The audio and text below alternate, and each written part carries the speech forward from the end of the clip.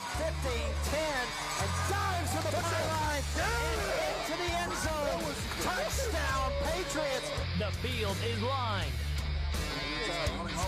That's it upfield. He's got some room, and he is gone. 20, 15, 10, 5, and touchdown, Patriots. Let's do this, Tuscaloosa.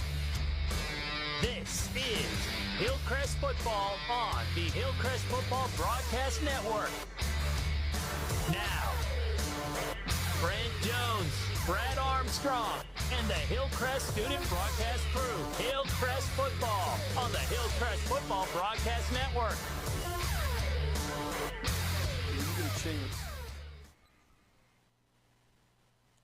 Hello and welcome. I'm Scooty. Welcome to Wetumpka Sports Complex in Wetumpka, Alabama, this beautiful new facility where the Hillcrest Patriots will be taking on the Prattville Lions at Wetumpka, Alabama. On a Thursday night. On a Thursday night. God. We had some really weird things happen this season. First of all, we had that game where we had to move it because of the weather. The Vestavia game, and we started at, like 7 a.m.? Something, it feels like Funny about thing that. is, how many times has that happened in our career? We've done this for a long time, P. I don't ever remember a game getting bumped up by a couple hours. I think I remember some maybe getting bumped to a Thursday night when we expected weather, but the morning of it getting bumped to 4 o'clock was, once again, I'm sure it's happened. I'm sure there's a precedent, but I'm unaware of it. That was strange. It's really been an odd season, and this is just typical of this odd season, right? I'm the next one. That's you. Sorry. All right.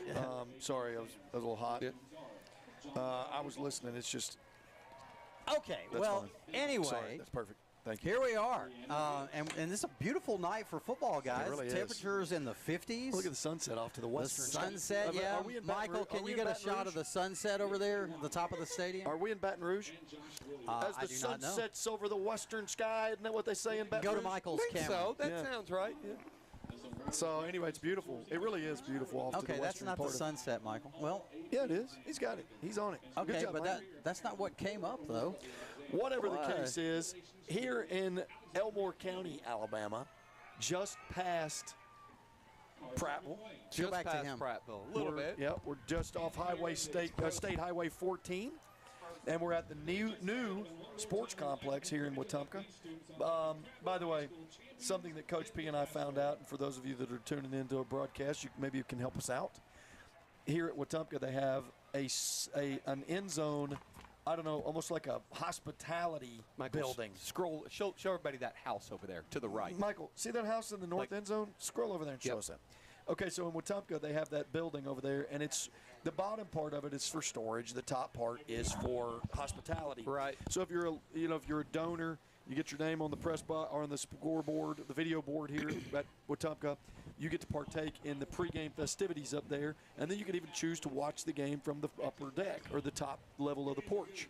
So, look, Coach P and I want to make that happen at Hillcrest. So if you are a Hillcrest Patriot and you want to help us make it happen to where we have something in our north end zone, like we're thinking about building like a house, some sort of upper deck. Just something for sponsors. Wouldn't that be great? Whether it be Jumbotron, anything like that. I just have one request, and for homecoming people. Absolutely. Yeah. Anyway, keep going. One request, What's though, your is that request? would be a little bit closer to the field. That just seems a little bit far away. At Hillcrest, it would be just beyond the uprights. Yeah, there's no track at Hillcrest, unfortunately, so it'll be really close. Yeah. Be another 100 feet closer than that. It'd be like luxury boxes, right? That's exactly right. Yeah. Okay. All right. So here we go. We've got the crew all here. We're ready to go.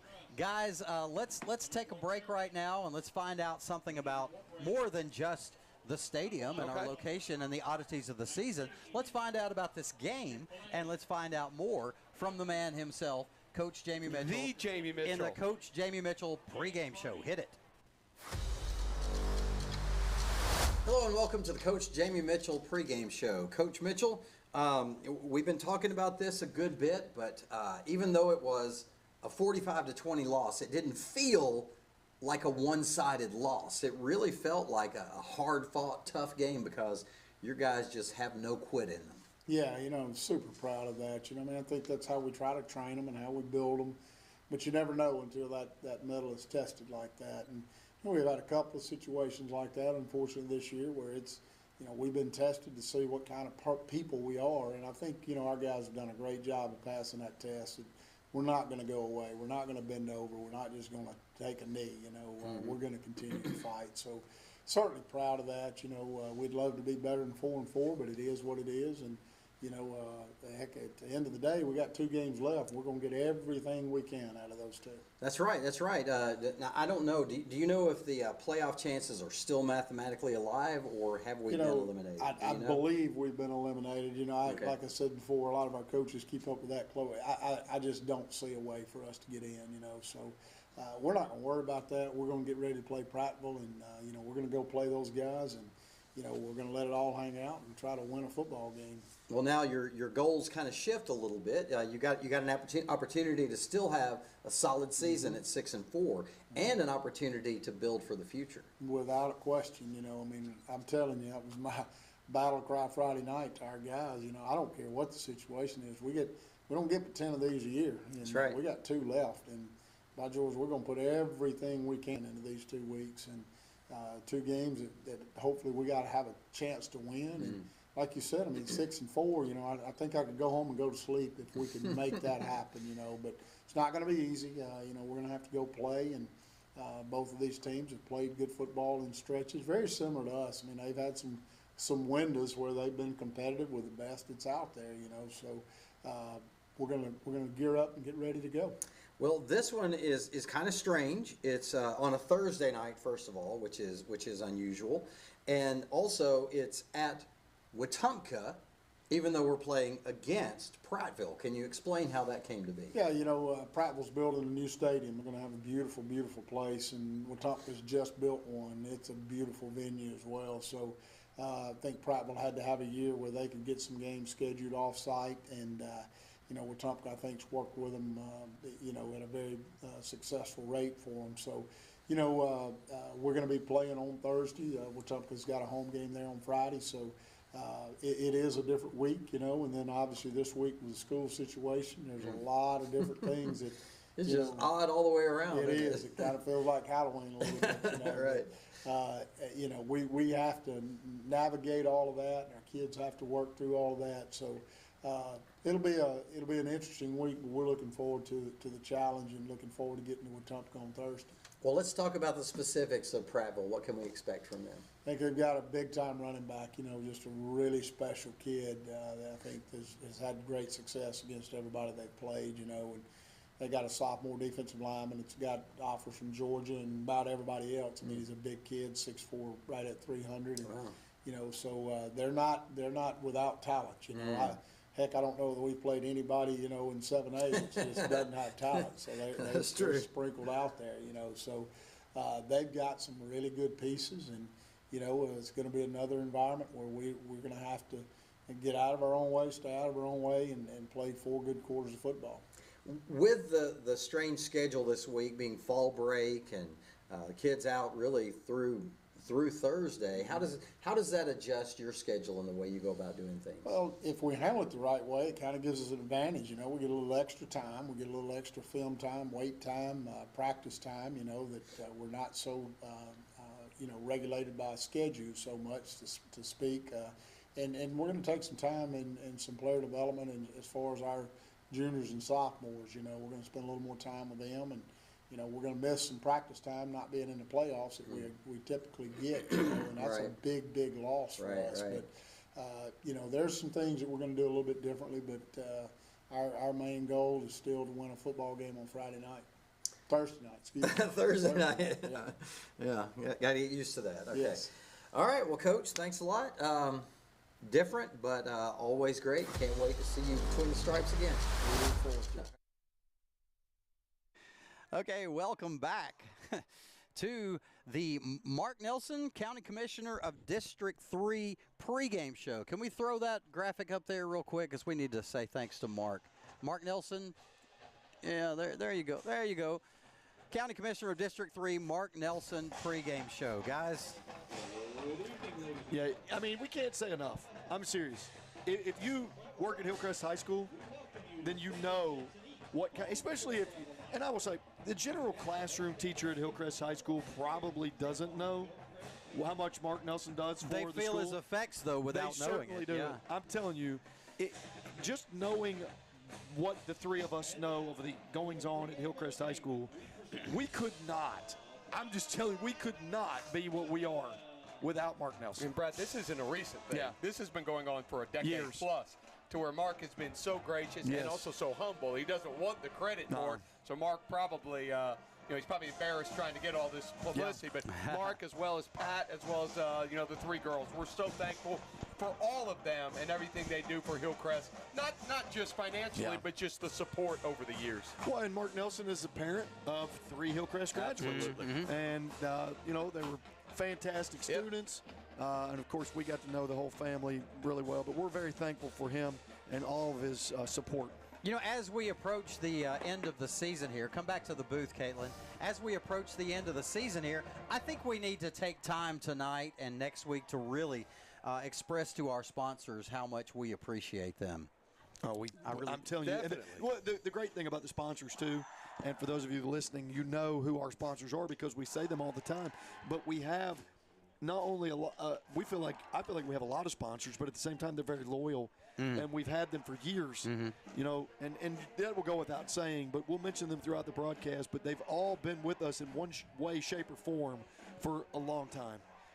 Even though Lori Lynn's business name has changed, Lori Lynn has been a long-time sponsor. Forever, yeah. So we're thankful to her and all of her contributions to help make this show happen. And Brad, you said it earlier with the Nelsons. A lot of them, they've had children that have come through that that so long ago even you taught, and I know Brent and I taught or still teach a lot of these kids. So they're not just sponsors or part of our community. They also have kids that have gone through it and What's they funny, understand I started what thinking it's about like Lori Lynn's son Harrison. He played tennis for us. Yeah. Or and even then Hunter. Mark I remember Nelson, right. Yep. And then Hunter, that's correct. Yep. And then Mark Nelson's daughter Amanda played tennis for us. The Tidwell. And then Jason Tidwell. Carmen Tidwell. So I know we they have a didn't big play connection tennis, that but way. But Robin Spence-Vanderford had that's 2 correct. kids who went Huge to Hillcrest connection as with well. Robin Spence's kids. We're We very, love both very of them. thankful for all of them. Absolutely, Yep. absolutely. Okay, guys, let's talk about this game here tonight. Okay, Hillcrest now 4-4.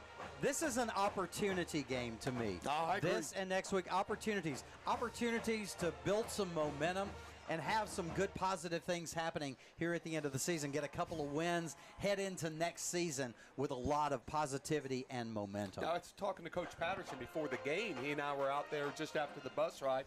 Coach Patterson said the same thing, maybe in a little extra language involved, but Coach Pat said something to the extent of, I know this season, we can't make the playoffs. He said so huge. Getting these kids to buy into the summer workouts if we can finish 6-4 instead of 4-6 or 5-5. So I don't think it's just something we feel in the booth. I think it's something our coaching staff knows as well. And I like something that Coach Mitchell mentioned that they're doing at practice now is they're letting the seniors go early and they're keeping the juniors and sophomores a little bit longer and getting some extra practice time with just them away. Well, why not? Take advantage of all the time you have with them. Because once you put the pads up, you don't get to see them for a little while. That's right. And you don't get that extra time with correct. the playoffs, too. That's correct. Well, and we were talking a little bit about how important not only is this game to us from a record standpoint, but from a confidence level moving forward standpoint. And one of the big conversations that we've had in the past, well, really, I feel like we've had this for quite some time during this season, is where do we think we are in terms of 7A football? I think it's really easy to look across, or look at the record of the standings of Class 7A Region 3, and you think, goodness gracious, we're 5th or so in the standing. Right now we're 6th, I think, because Prattville is actually ahead of us. But obviously we feel like we've got a good chance to move up that list.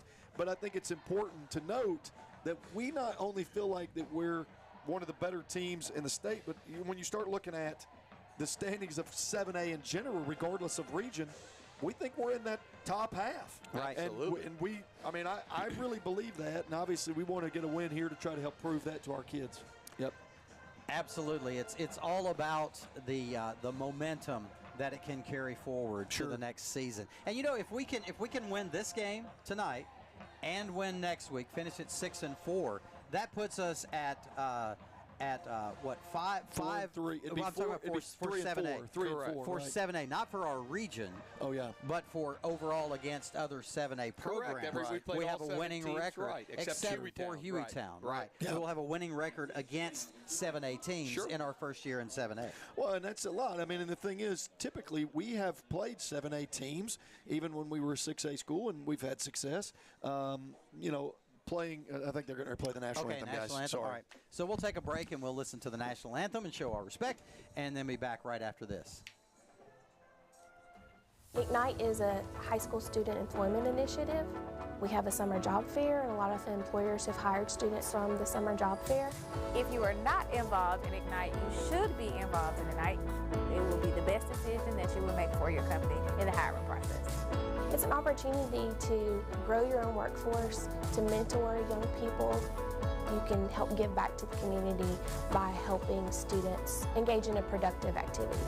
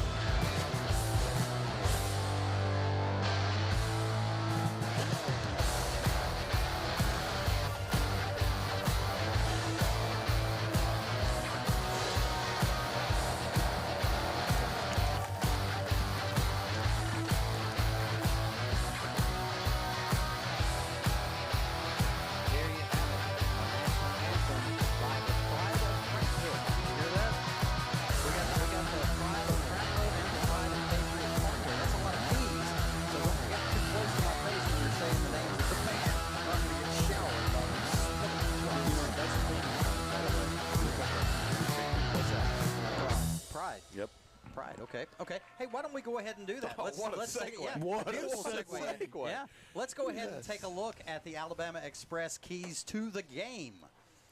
Guys, who's first? Brad, start us off. I think you had a lot of hours. Yep. Well, all right, first of all, my very first key to victory for the Hillcrest Patriots is to play with pride. Oh, gosh. I got you. I got you. Play with pride for the Pats. But the thing is, you're out of the playoffs, all right? Everybody knows that. You're not qualifying, and it's the first time in quite some time that we haven't qualified for the playoffs. But this is a really proud organization. It's a proud school. It's a very prideful group. And so, to me, you can't hang your head on your shoulders. You got to just get out there and fight. And so I would like to see this football team play with a lot of pride tonight. And I think that we will see that. So you're saying we should play with pride because we're not going to the playoffs. That's right. That's it. That's exactly right. I think in order to do that, though, we've got to minimize mistakes. I felt like we played a pretty clean ball game last week. However, we had a lot of penalties. We played a pretty good opponent in the Thompson Warriors. But overall, we protected the ball well. And I think we've got to do that again tonight. The other thing, I think we've got to take advantage of any sort of opportunity that's out there. And I think that on different levels. Number one, from a standpoint of if we're given opportunities by Prattville, okay, we got to take advantage. The other thing I'm talking about is from a standpoint of people that are young and if they get an opportunity to play. So if a sophomore comes in the game, if, an underclassman plays, if we see any freshmen then we've got to do a good job with their opportunities. They are going to get chances to play and to perform. We want to see them be successful. Yeah, for sure. I think it will create a lot of confidence in the offseason. Keep going. That's okay. A couple things with Prattville right here. Just talking to some folks, some players, and as well as some of our coaches, their strength is the D-line right now. So if we can successfully run the ball, then I think Prattville is in some trouble, right? They're going to want us. They're going to try to stop the rush with that front four and kind of make Bryson beat Prattville through the air. Now, I don't mind that. Our D1 quarterback, one of his second to last start of his career, been playing for 2+ years. So I think a lot of this game is going to fall on him, fall on Jordan Chambers-Smith, fall on some of our younger wide receivers to go ahead and kind of shoulder the load. And the way that Bryson has been throwing the ball these past couple of games, I don't know if you want to challenge him. He's slinging it around there pretty nicely. We've said it a million times, kind of post-Vestavia game, something happened between that Vestavia and the Hewitt game, not just with Bryson, but with the whole team where we're playing at a different speed. But, Brent, I couldn't agree more. Can I give you an example? Sure. Can I give you an example of what he's doing from the quarterback position? The big 96-yard touchdown pass last week, right? Okay, the route was messed up, but Bryson saw the way that the DB cut to the inside toward the sideline, so he threw Caden open by throwing it to the inside. It was supposed to go over his outside shoulder. He threw it to the inside because he saw where the open area was, which left him open and nothing but green in front of him. When Bryson makes decisions quickly, and he makes them, with not a whole lot of time on his go. He does a really good job. As long as he doesn't think about it too much. Yeah, that's correct. Keep going. And then the other thing is, with Prattville, and Brad kind of touched a little, this goes a lot with the point number one for us, they don't need to get down on themselves, right? They played some of their toughest games recently. They had that stretch of the Hoover, Hewitt, Vestavia, their last 3 games. In fact, their last win has been Friday the 13th.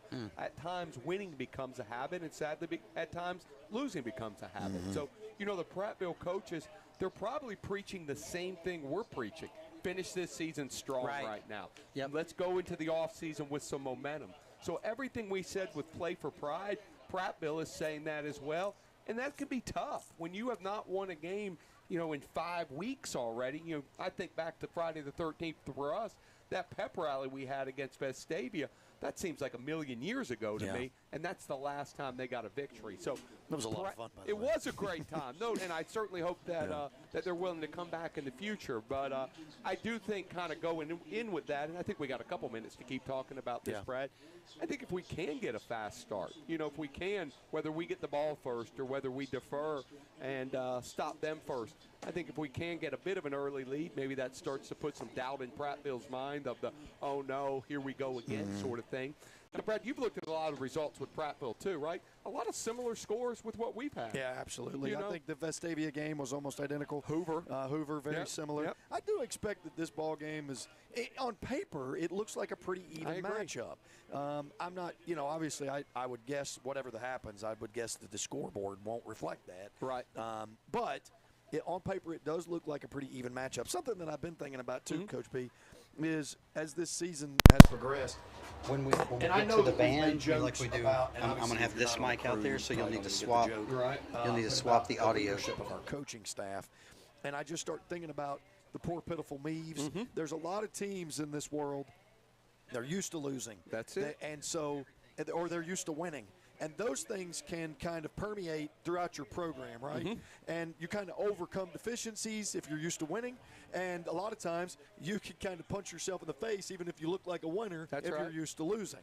And so it's just really interesting over time how your coaching staff and really the culture of your school and your program kind of take over, regardless of who's playing the game.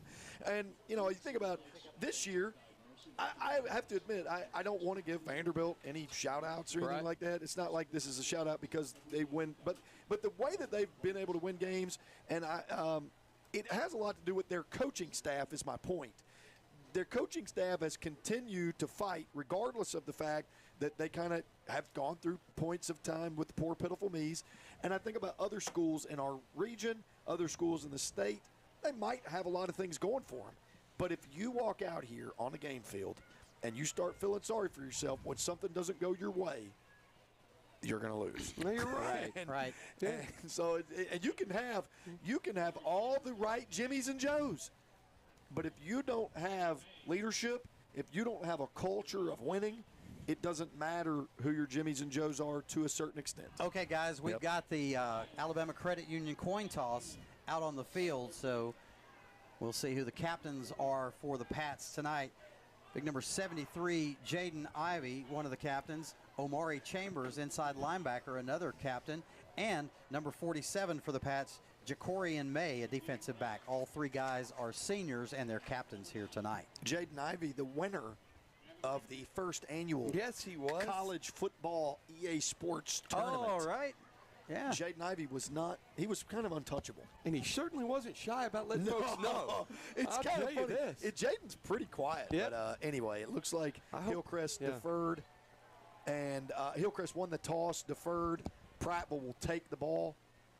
And Hillcrest will kick from north to south. Right to left on your radio dial.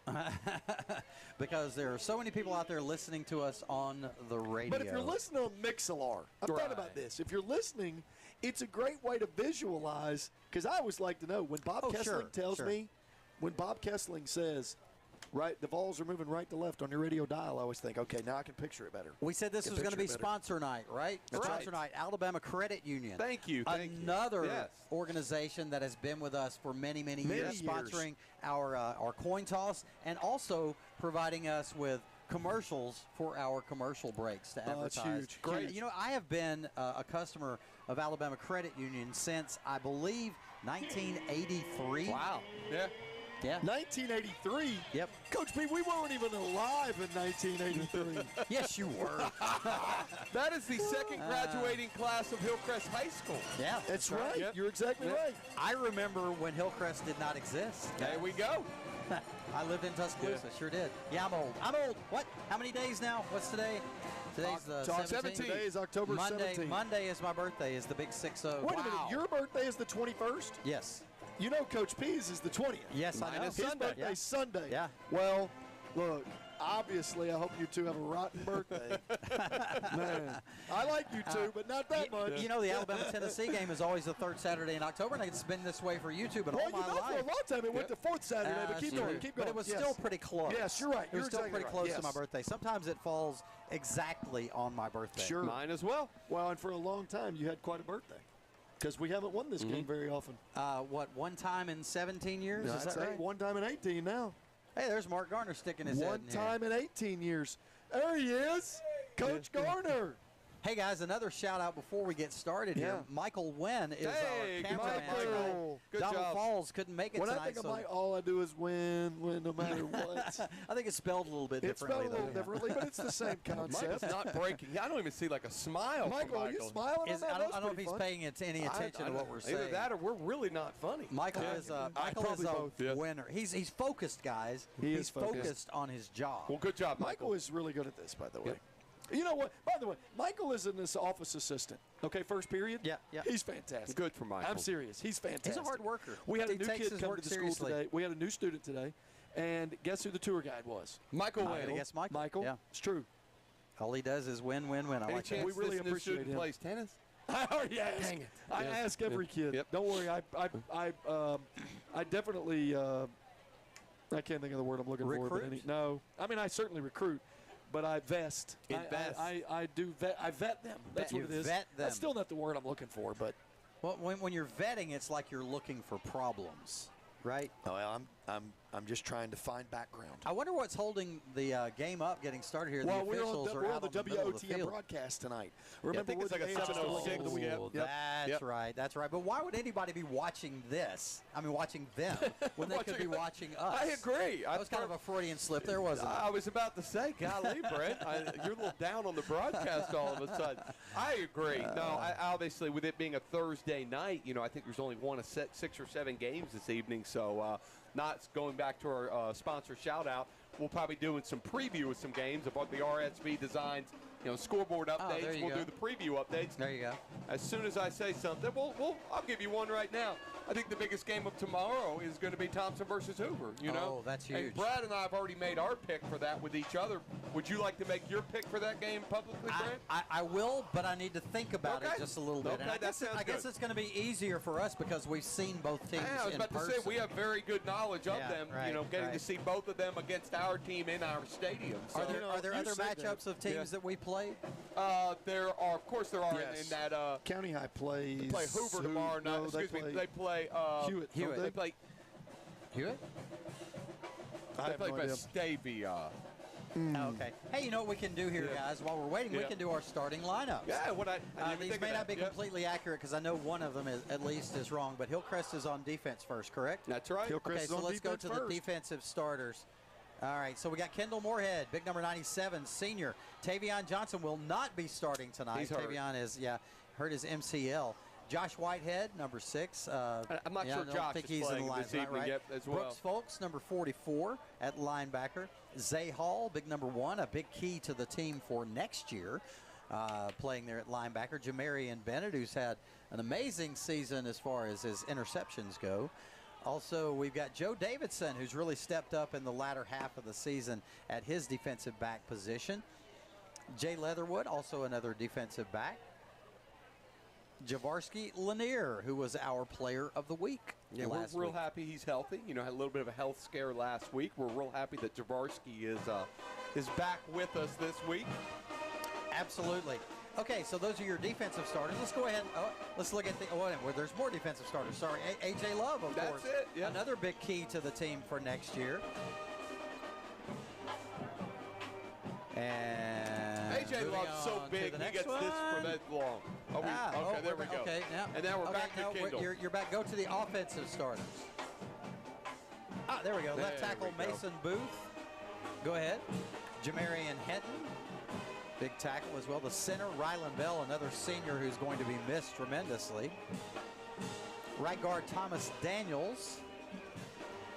James Craig, the big tackle, number 71. Wyatt Garner, another key figure for the offense next year at tight end. And Caden Smith, of course, the passing game revolves around him and will continue to next year.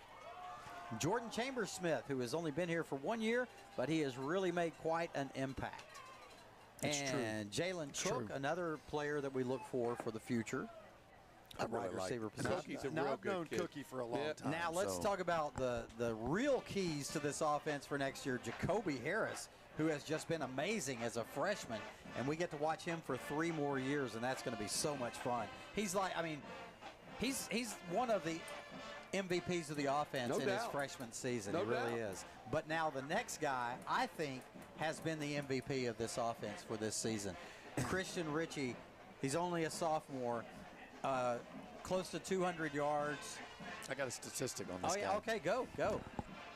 I'm just saying, if Christian can get to the 128 mark, 128 yards tonight is what is needed to break the 1,000-yard barrier. Awesome. Do you know what the all-time yearly record is for Hillcrest running? I do not know. It's got to be Brian Robinson. You would think, that year he had the 447. Right. When you have 447 in one game. Right. I just wasn't sure if there's a number to even I'm be going to looked try to for. be keeping the stat in my little handy-dandy notebook and just see if I can keep up with Christian cool. Ritchie. So I think we're finally taking the field. let's do it. Are we live?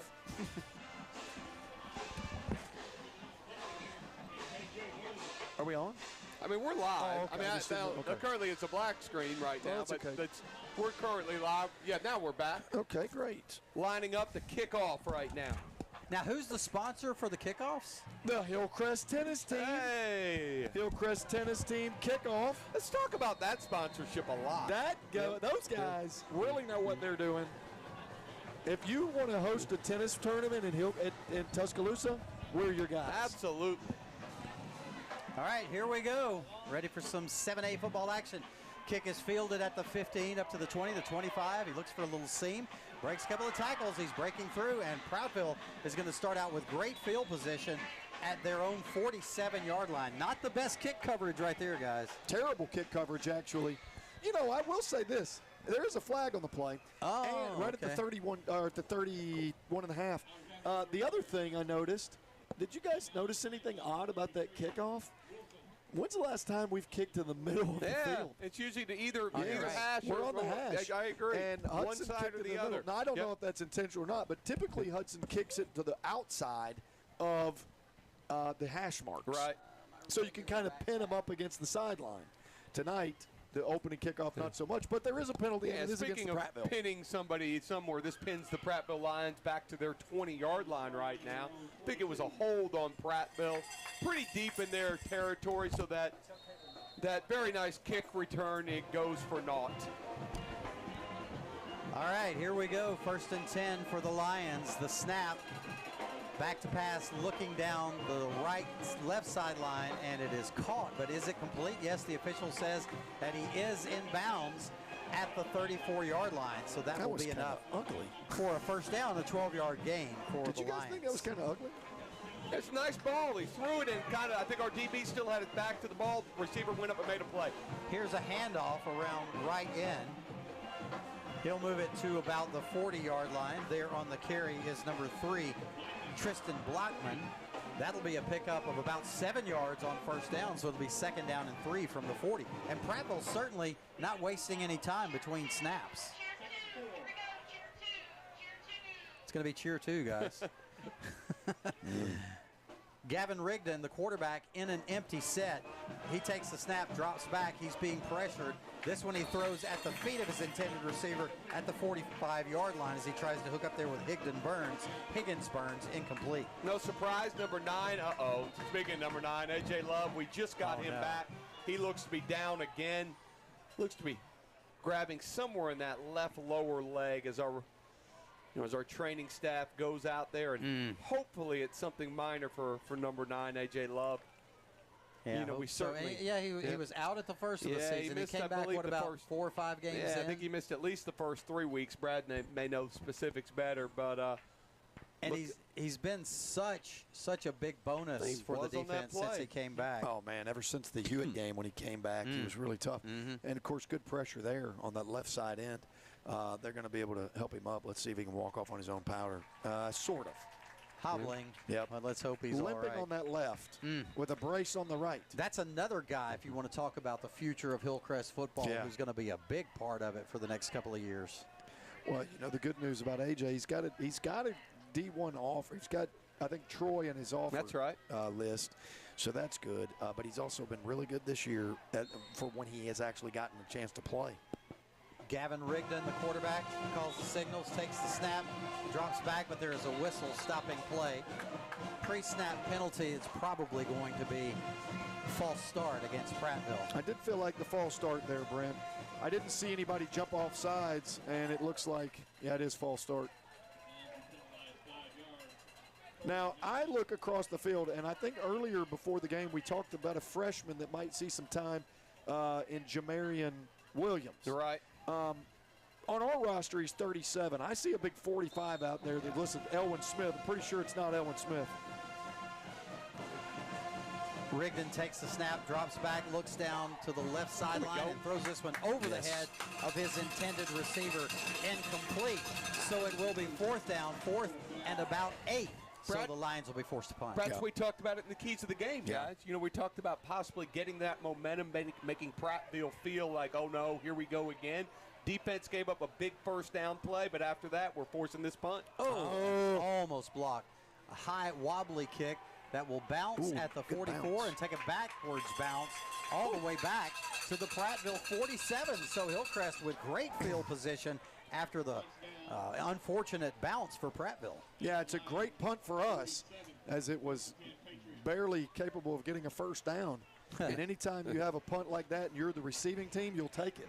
It would have had a first down if it had bounced in the other direction. That's correct. That's correct. Just bounced backwards. Interestingly, tonight's broadcast also on WOTM, which is why are you promoting the other because broadcast? I was going to say I'm watching it in delay. Oh, okay. So I could kind of get a replay over here. Oh, okay. It's behind us. Okay. So I'm only using it. Look, I don't suggest that you listen to their broadcast. It's mediocre at best. Here's Bryson under center, the belly G to Christian Ritchie, and he'll be stacked up right at the line of scrimmage. No gain. It'll be 2nd and 10. There's no yards towards that 128 total we're looking for. Well, that's also what the Hayes got strength a lot of chances left. It's what we expected the Prattville D their strength to be, that D line. That's what we've heard all week, and they certainly showed it on the first play from scrimmage by us. Bryson in an empty set now, 3 wides to the short side of the field, 2 here to the wide side.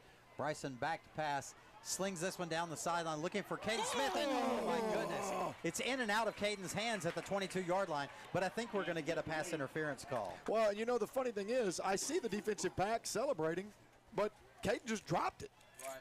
You know, Caden's got to make that catch, and I think he knows it, and he's certainly capable of getting some space in between himself and the defender.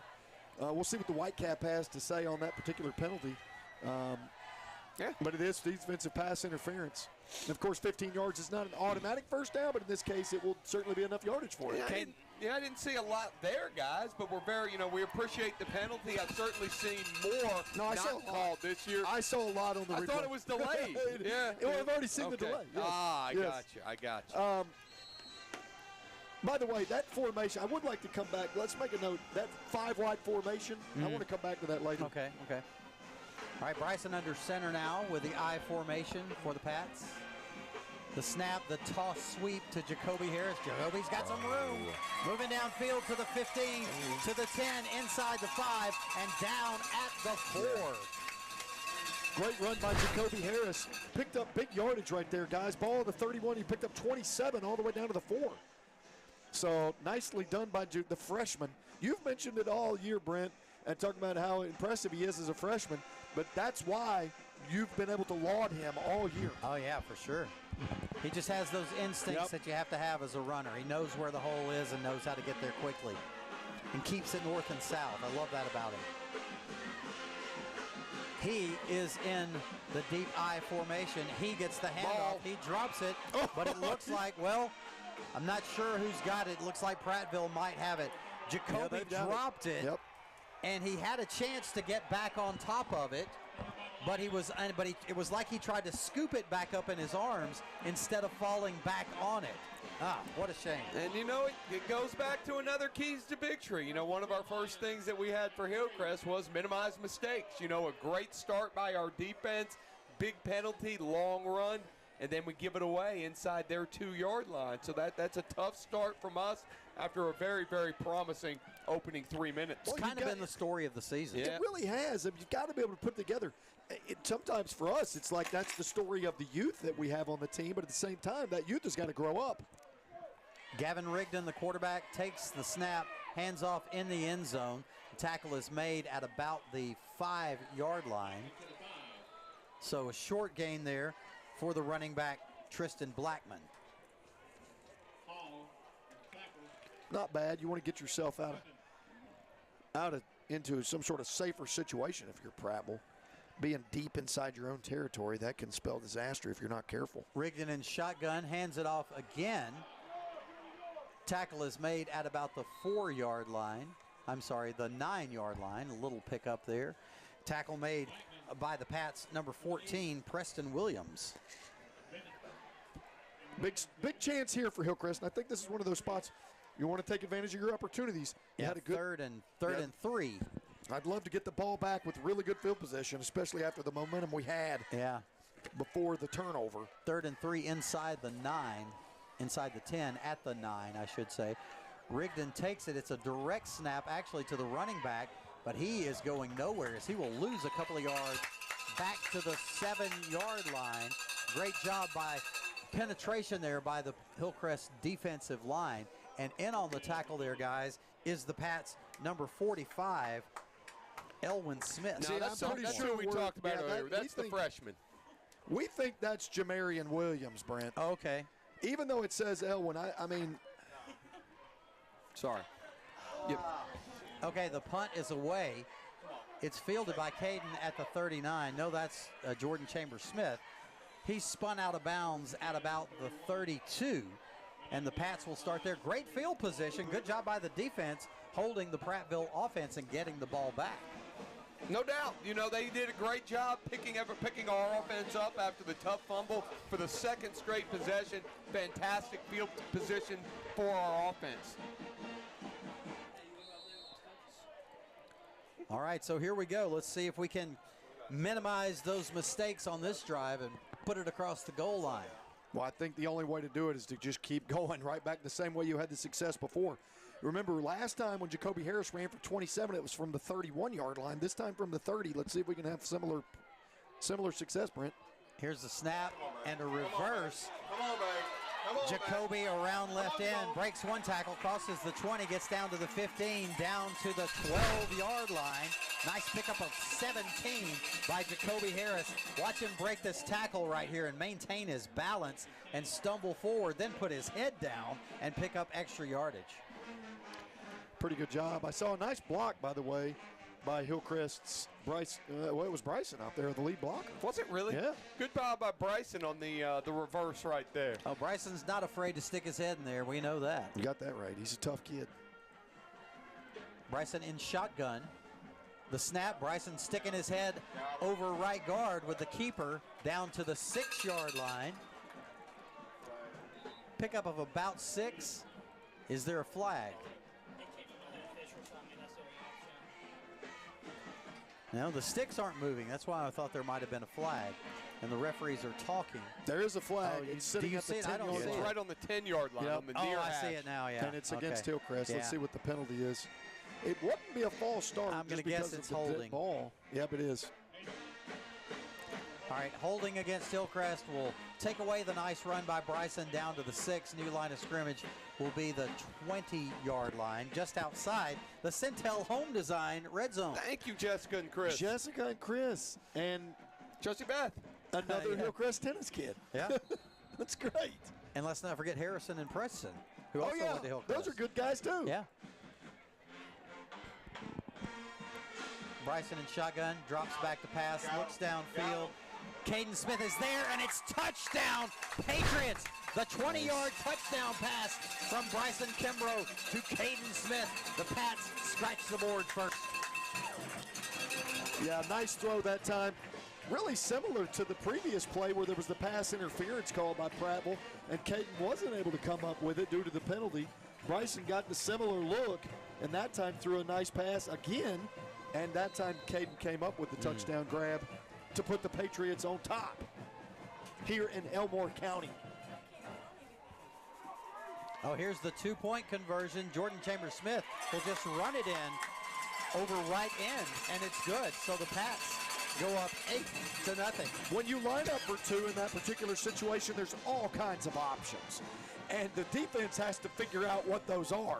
And that time, maybe the most simple two-point conversion we've had all year, simply running it straight forward off the invisible tackle. Right, because they're looking for something else and being careful. That's and correct. they're hesitant. That's He just right. runs it straight, and all you got to do is get 3 yards. I got a question for both of you, and I don't know if either of you will know the answer. What are we? Anybody know the percentage we are on successful two-point conversions this year? It feels like at least 50%. I was thinking, honestly, I was thinking 2/3 of the time, maybe if we 60%. continue to go for the two. Right, If right. we line up, we say we're going to go for the two, I think you're right. I think it's well over 50%. Yeah, I mean, it actually. just seems like we've been successful Yep. quite a bit on that, and it's definitely something I'm going to make a note to ask Coach Guy and Coach Mitchell about. I'm sure they know the statistics Correct. on it.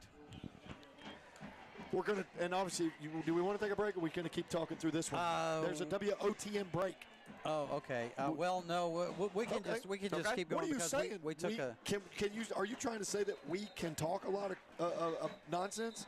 Absolutely. I Yes. mean, that's what we do, right? That's why we're paid the big bucks. Okay, I but tell we're you what, back when I for think the of getting kickoff. paid big bucks, I think of Brian Pirano. And this segment of the game sponsored by Brian Pirano and the Hillcrest Tennis Kickoff. Well, you know what? This year, I've talked to our bookkeeper, Eddie McKnight, this year, okay? Okay. And I shut the door and I bought him lunch. I said, Eddie, with all due respect to Brent Jones and Brad Armstrong, I really carried this broadcast, so neither of you are getting paid this year. Okay. That's Okay? fine. Like, Okay. it's already That's fine. going straight into my paycheck. Okay. I thought I'd wait till we're live to tell you that, okay? Okay, Yeah. thank you. That Thank sounds you. fair. Yep. Here's the Hillcrest tennis kickoff. It's the sky kick to the right side. And what a tackle coming through is the gunner for the Pats, Jay Leatherwood. number 23, and that is Jay Leatherwood, of course. Yeah, nice job by Jay. Jay came through there pretty quickly. Now, I will say, he had a full head of steam, and you're talking about, you're sitting, and look, imagine this, guys. You're returning the kick. You're standing there waiting, and it's all the way up in the sky. You're like, oh, my gosh, here they come, and I have to field this. And Jay touches you just about the time identically when you catch it. All right, on 1st and 10, it's a little jet sweep around right in, and the entire Hillcrest defensive unit is there for the tackle. And it will be a loss of about a yard. I see Javarsky Lanier and Kendall Moorhead leading the seriously, brigade. you could name just about every player on the defense on that one. Well, and also I make sure I want to mention Jamichael Watson from that outside backer position. All right, Rigdon in shotgun. He'll take the snap, looking to pass. Throws it deep down the middle, and this one is intercepted by Jamarian Bennett at the 50. He brings it back upfield to the 45, the 35, and down at the 34-yard line. Jamarian Bennett. Wow, how many interceptions does he have this year, guys? It's more than that. It's got to be around 6 or so. 6, 7. It's a lot. It's a lot. He had 11 last year. That's funny you even brought that up. It's like, I swear, Lee and I will start to say things, and I'm thinking I'm going to say it. She says it before me, and I think we just have this ESPN thing going on. ESPN. And so I think we do too. We kind of do. We've been doing this together a long time. I was thinking the same thing. And I'll tell you, Brian's he's the N of ESP.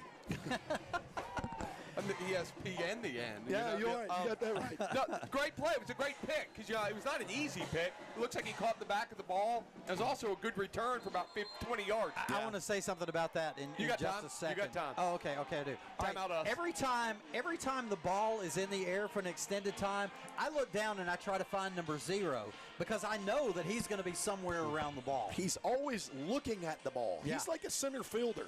We have also been very critical of him because a lot of times he watches the ball, he gets beat deep.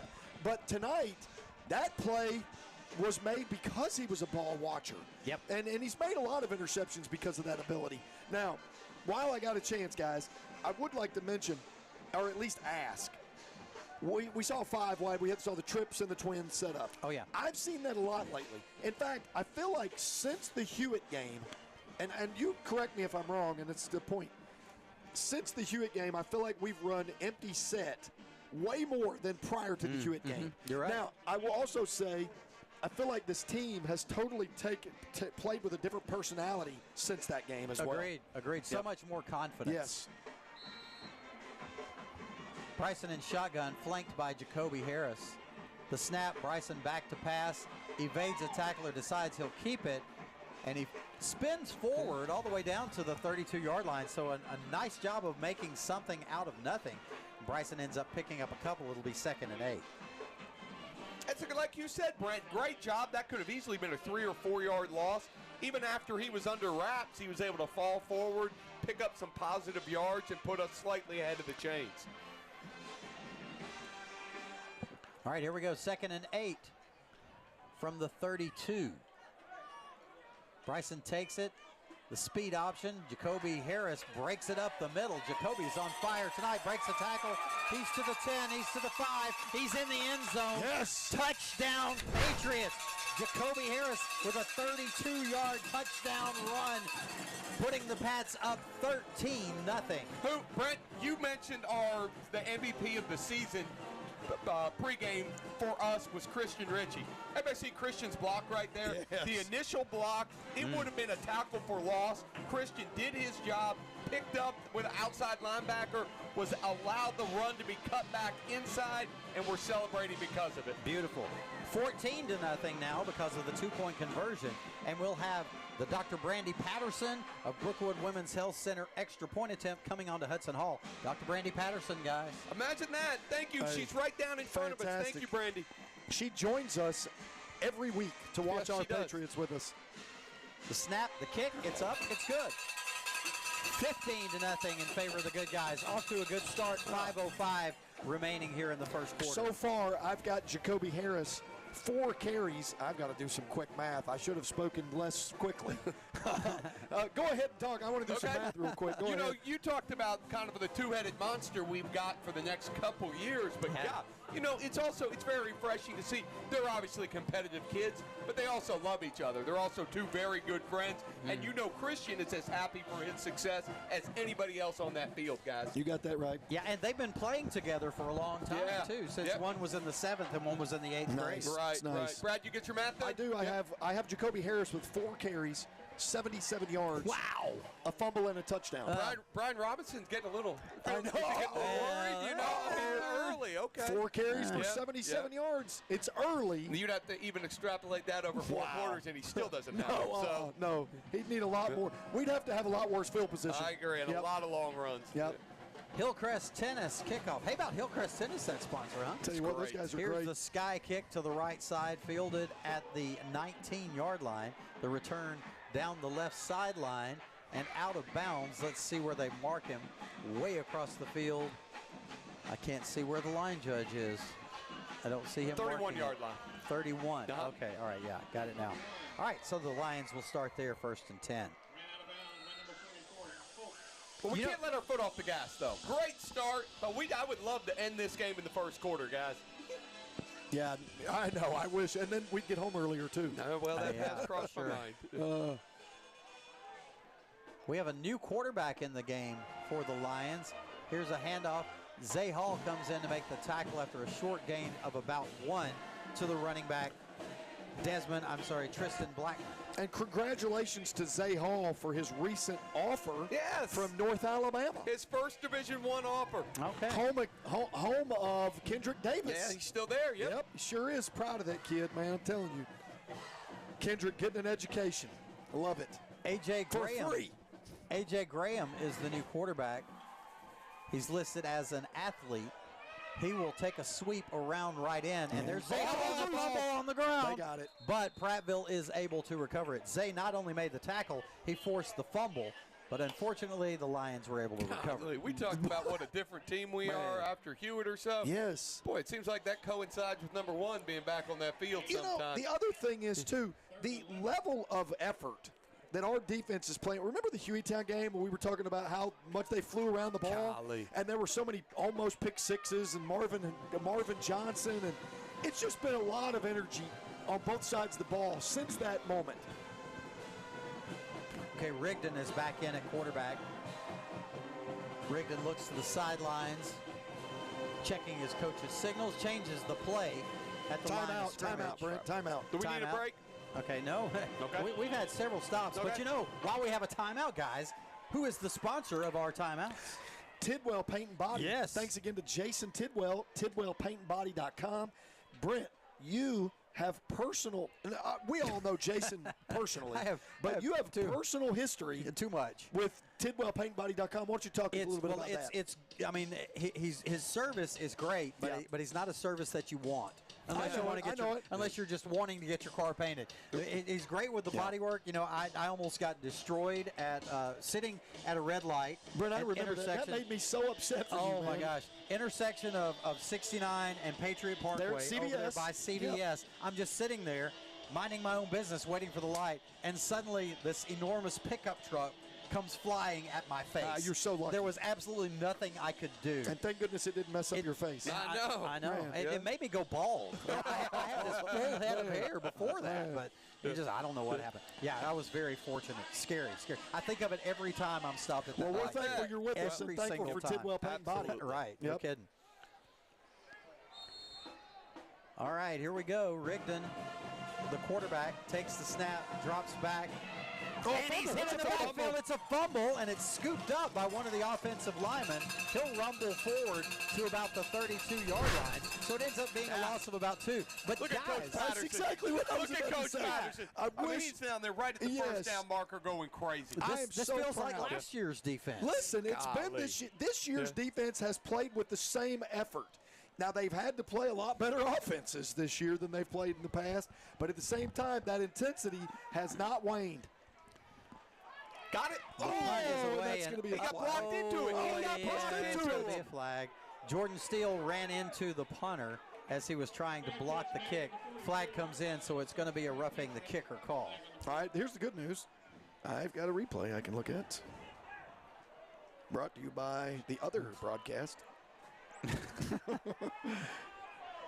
the he list. pushed him into him. He did. He Yeah, two-handed no, extended. I don't even think we needed to replay. Yeah, that I was mean, right I'm just there. saying. I watched it. He two-handed extend. You could see it on the game. Okay, so did he pick the flag? No, Oh, he couldn't called make it the running ball. the called kicker. it. They called running He called it running Okay. into the kicker. So it had to be a 5-yard variety. And that's not enough for a first down, No, is it's it? not enough for Are a they first allowed down. to take it on the Okay. punt? I'm sure they can. It looks I like they're mean, going to kick it again. You know, That surprises me. maybe They've not Jordan had a will get ton it of this success. time. Yep. Well, I will say, high school football has kind of been a lot more progressive on the way they've done penalties. We used to be so archaic, Yeah, and it was for so real. different than college. It's a lot more similar to college than it used to be. So that makes it 4th and 7. Here's the snap. Kick is away. He got it. Wow! It's a block kick by Jordan Steele. Recovered at the 30-yard line. Wow. Jordan Steele. He's like, boy, Jordan. Yes. I'll run into I you love the that first kid. time. Second time, I'll run into the ball. I love it. Jordan Steele with a huge effort. What a good kid. I'm telling you, if you don't know, He's such a nice kid. If you don't know Jordan Steele, then you don't know Hillcrest High School, because he is a great He's a example great kid. of the kind of kids that we have. Absolutely. We've got Idiana Wiggins. I look over to Coach P's right. She's a terrible example of Hillcrest High School. But I'm just kidding. Actually, my wife teaches Idiana also. At Oh, yeah, that's Shelton, right. and she loves Idiana. She likes Idiana better than she likes you no some doubt. days. There are very few people who Idiana likes have her it. better than she likes me. Very few people who have that Idiana energy. Yeah. All right, here's Forward. Bryson under center. Slings it across, complete. Oh, dropped at the 15-yard line. Wyatt Garner there with a chance for a big catch. He can't haul it in. Sound like Newman. Newman. It's just a second Seinfeld reference. I love Wyatt. I love that kid. And he's got to catch that ball. He does, and Wyatt knows it. I though. know it. Good I know ball it. by Bryson under pressure. Good for them. Good for them. I like the play action, and that's why Wyatt was so open, just not able to come up with it. 2nd and 10, Bryson under center. Takes the snap, hands it off to Christian Ritchie over right guard. Christian is stacked up after about a yard or so. It'll be 3rd down and 9. I think that call was likely because this is currently 4-down territory. We're probably think we got somebody down on the field right now. No, he just had a little trouble getting up. But I think Coach Mitchell from this point in the field knows we're probably a little beyond Hudson's range. So you take the shot on play action, you go back, run that play, gain a yard, hopefully get enough to where it's a reason to go on 4th.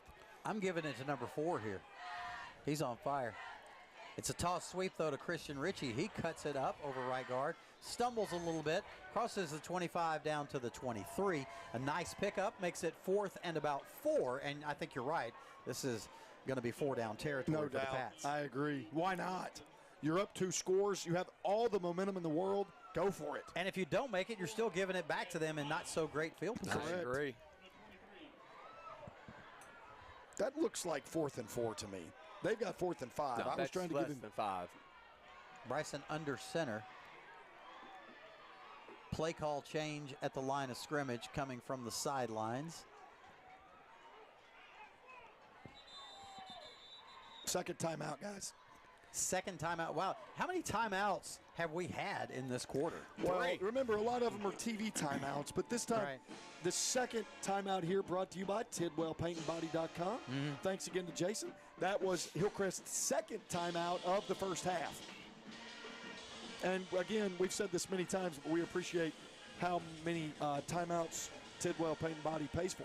And I think that may, and I may not be 100% right, but Coach Ashley looks to be getting on his offensive line quite a bit. I'm not sure if they were in the wrong formation and that was the cause of the timeout, or if Coach Ashley was just not happy about, a way they blocked the play earlier in the drive.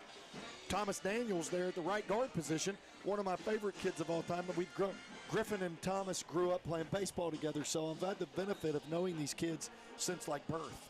He's a senior? He's same age as Griff. He's a junior. Good. Yep. Well, he will definitely be a and you're staple getting of the old. line After next year, you'll have all your kids will be graduated high school. I just hope so. I hope Griff graduates. All I'll be right. so proud of him. Be close. He's kind of struggling there. Yep. He could probably graduate right now, but I don't want him to. The I only want him to stay question forever. is, and it's not much of a question, whether he'll be valedictorian, right? I don't know. He's a pretty good kid. All right, so Bryson takes the snap on fourth down, completes this one to dive, Jacoby yes. Harris on the left sideline. He moves it down to the 15-yard line. First down, Stephen Fikes. All-State thank you, first down. Stephen There's Fikes. by the way, speaking of somebody that's been with us for a long time. Oh, yeah. That guy's been Sure. with us for a long time. And he also is my insurance agent. Well, I don't blame you. Good. I like to support our sponsors. I love it. The aforementioned wreck And Lori covered Lynn two of cuts, our sponsors. Yeah, no kidding. Lori Lynn cuts my hair. No, she doesn't. You don't have any. Well, I did before the wreck. That's true. She remembered. Here's a snap and the handoff on the belly G to Jacoby Harris. He's inside the 10, down to about the 8-yard line. Lori Lynn, she cuts my hair, seriously. She also cuts Baker's hair, and she cuts Lindsay's hair. And she's in Tuscaloosa. She's in 2 days a week. Moundville a couple of days a week. It's harder to catch her now, unless you're going to travel down to Fairhope, but, you know, we still manage to. Second down and about 4 after the 6-yard pickup from Jacoby. In the Centel Home Design red zone at the 9-yard line. Here's the snap and the toss to Christian, and Christian fumbles it. Again. And who has it? They do. Oh, my goodness. Wow. Oh, my goodness. Boy, That's we have had a twice inside the 10 fumbles. Listen, we have certainly had our chance to just blow this door wide Sure have. open. Still the first quarter. Man, yes. I mean, I can honestly, this includes last year. This includes the whole Jamie Mitchell era. I can't think of many more dominant quarters than this quarter. This quarter has been I mean, dominant. And we're still up 2 scores and a 2-point conversion. And yet we gave the ball away twice inside the 10, once inside the 5. So, Yeah. it's, you know, we very easily could have 30 points this quarter. Right. All right, so 1st and 10 for Prattville. Here's a handoff on the little counter. Pickup of about 3 or 4, and it'll be 2nd and 6. Nice tackle again by numero uno. That's likely going to be the last play of the quarter, Brent. But let's keep our eye on it. 10 seconds or so to go in the first quarter. Prattville doesn't seem to be in too big of a hurry, but they might take another snap.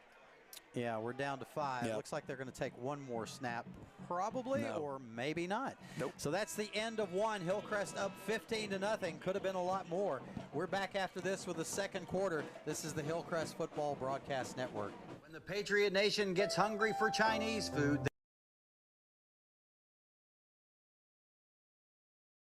Lee Palace has been in the same location for 20 years and loves the Hillcrest community. You just can't beat their incomparably delicious Chinese cuisine in a family-owned, friendly environment that is second to none. The folks at Lee Palace love what they do and are very passionate about providing you with the best in town. Lee Palace says, go Pats! When the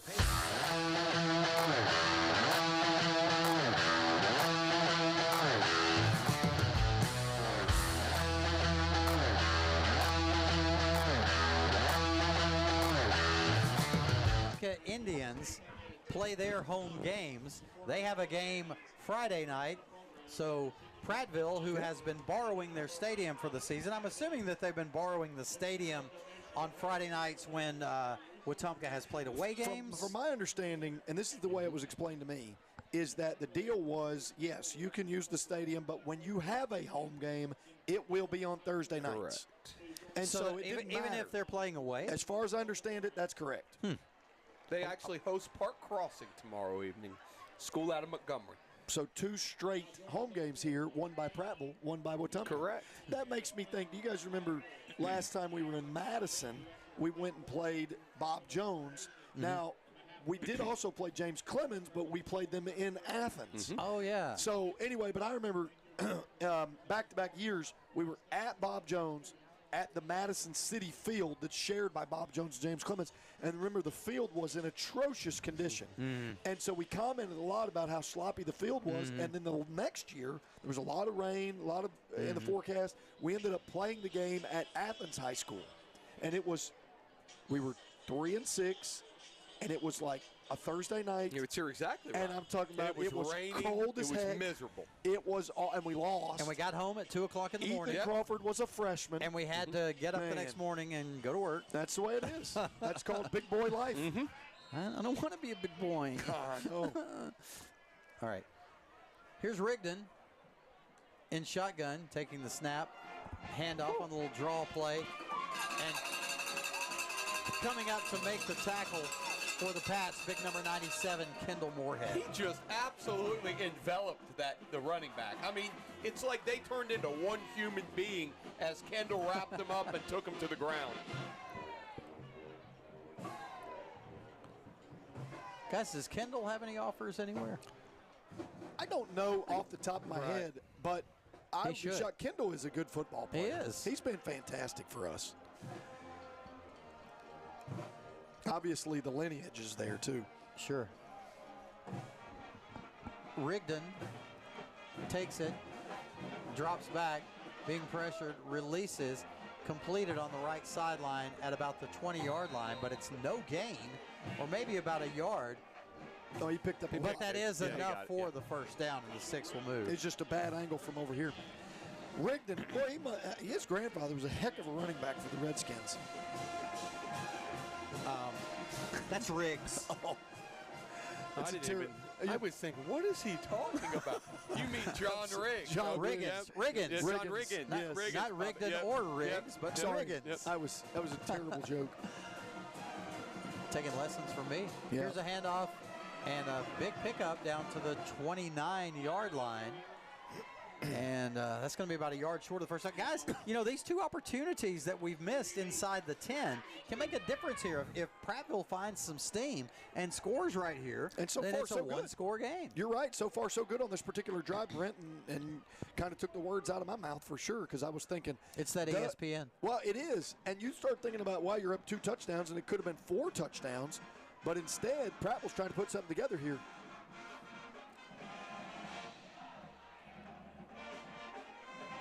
Rigdon takes it from the shotgun, a little reverse, and a bobbled ball. He's looking to get around the right end, but he cannot. Pushed out of bounds by big number 97, It Kendall looks like Moorhead. it's just enough for a first down. It's going to be really close. Yeah, they're moving the chains right now. Okay. After all that debacle in the backfield, we just weren't able to get anybody. Who is shaking up on the play over there? Is that A.J. Love again? No, A.J.'s on the near sideline, actually. Here's A.J. coming into the game, as a matter of fact, which is a good sign. I believe that's Kendall That's Moorhead. Kendall. You're right, Yeah, Pete. looks like a Sure is. shoulder, an arm, some upper body. Kendall dove for the running back to shove him out of bounds and really extended himself and hit the ground pretty hard, like the Superman flying and then hitting the ground. Let's hope I'm trying to see what Rebecca's examining. And I think it might be his stomach, guys. No, hopefully, Like it's an just the ab. wind knocked out of him then. Or it might be. It might be. Well, he certainly had to run a lot more than he's typically used to running. Did you get that last replay? Did you get that last play where they bobbled it and everything? You didn't? Okay. Well, Would be Maxwell interesting to Elementary see. hopes so, because remember, Maxwell Elementary, home of the Mustangs, they are our sponsors for our Maxwell Elementary replay. Francis Ann Baggett. Thank you. Huge sponsor. And speaking of Francis Ann, we got a basketball spirit night, the 24th. If you're not doing anything, come on out to Hillcrest. Francis Ann does a great job helping with our girls' basketball team. Or if you are doing something, make new plans. Yes. Rigdon back to pass, looking down the right sideline, and the man is there, and he drops it at the 35-yard line. He had 6, but there's a flag as well. Yeah, it's on the line of scrimmage on the near side, Brent. I'm going to say it's an illegal formation of some sort because, remember, if it would have been on us, it would have been dead. So I'm going to guess Hillcrest will take the penalty, and that would make it – that's going to be of the 5-yard variety. It's some sort of line of scrimmage violation. They're already moving the down marker back 5 yards. Before the preliminary signal of the white cap, the down marker man decided to move it on his own. He knew what it was going to be. Yep. He could hear the conversation. He sure. also has ESPN. He does have ESPN. That's true. Who doesn't these days? You know? Well, it depends on how close you are to us.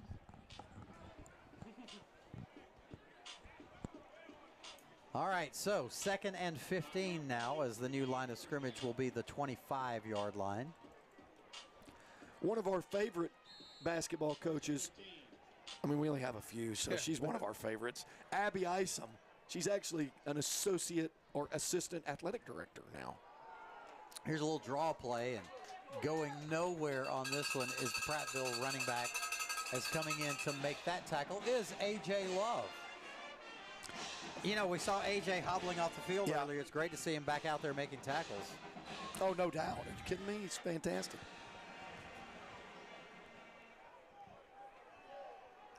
working in some new guys on the line of scrimmage on defense And tonight. why not? Why not?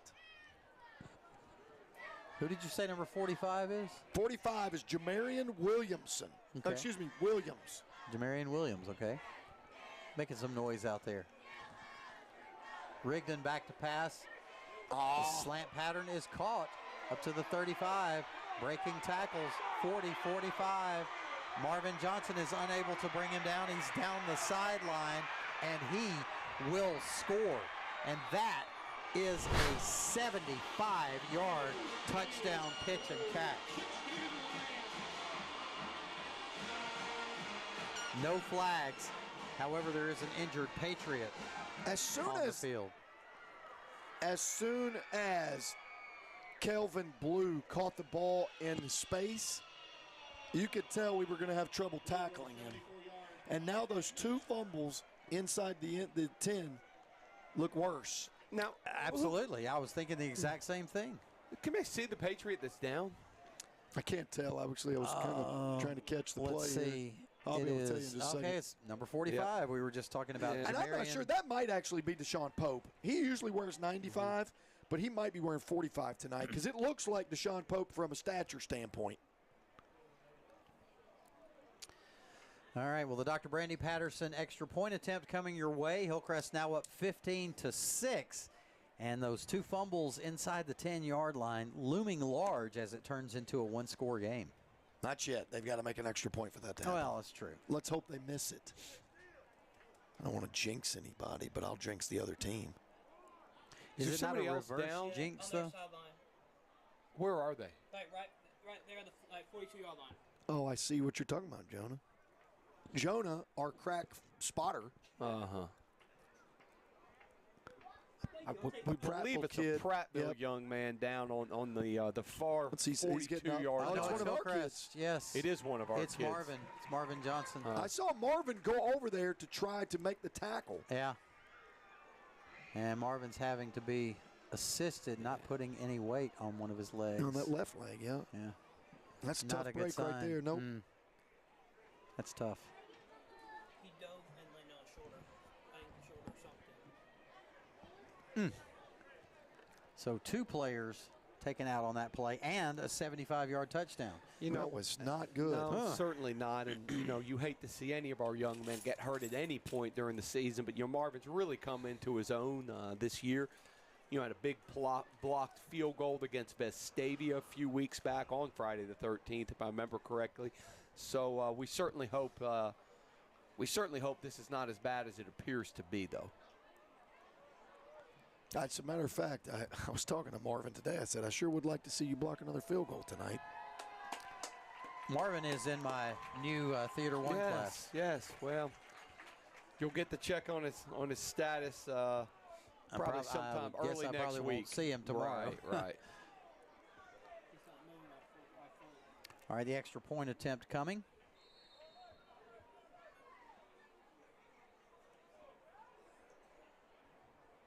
Snap, the placement, the kick is up, and the kick is good. He made it. 15-7.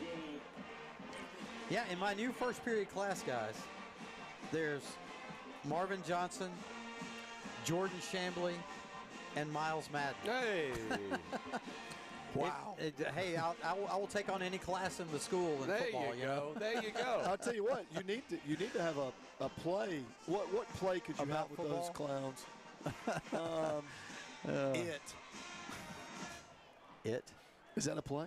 I don't know. You could turn it into a play with the I've clowns. never Like the heard book, of it. It? Oh, I'm just thinking they're a bunch of with clowns. those clowns. I see what he was doing there. Yeah.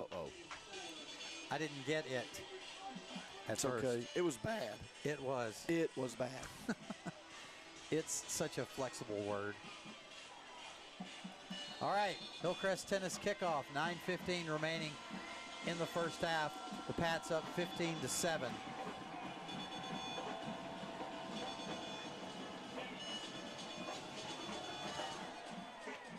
It's a high, deep kick fielded by Caden at about the 3. He moves it straight up the middle of the field. He'll be hit at the 16-yard line, and the Pats will start out with not so great field position. Guys, we're talking about these 2 fantastic running backs, and both of them having great nights tonight, especially Jacoby. but also 2 fumbles. These are just the kind of things. I mean, do you attribute that to youth at all? I don't. Honestly, I think point. the first game of the season I might. But, we've talked about it a little bit. This is their 9th game of the year at this level. Prattville's not the best team they've seen this year. So, I think probably Coach Mitchell, Coach Guy would say something similar. If it was, the Florence game or the Sparkman game, they might get a little more of a pass. But you just got to wrap that ball up. All right, so 1st and 10 for the Pats. Bryson takes the snap. He's being pressured, and he will go down at about the 11-yard line. Loss of 5. That momentum, Uncle Mo, we've talked about this every year on the broadcast. Everybody has an Uncle Mo. Yep. And, sometimes you like him, sometimes you don't. Right now, he's drunk at the Christmas party. He needs to go home. Him out. Yeah.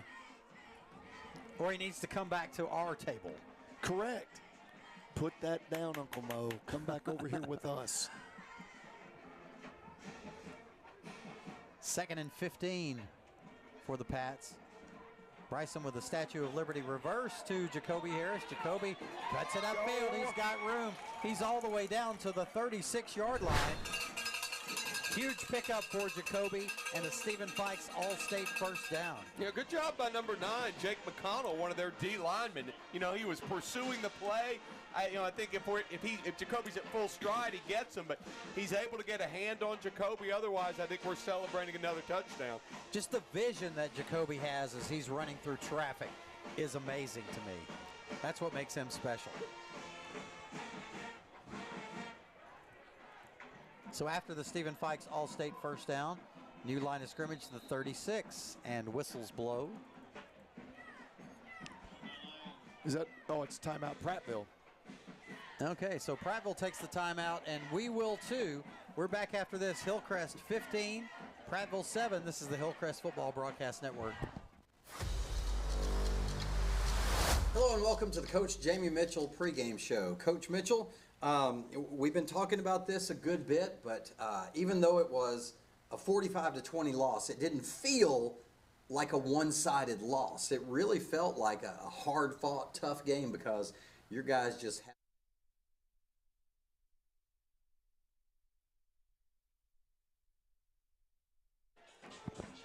Well, I hope you enjoyed the little abbreviated version, a little snippet of the Coach Jamie Mitchell pregame show. We loved it so much, we figured everybody wanted to see another 10 seconds of it.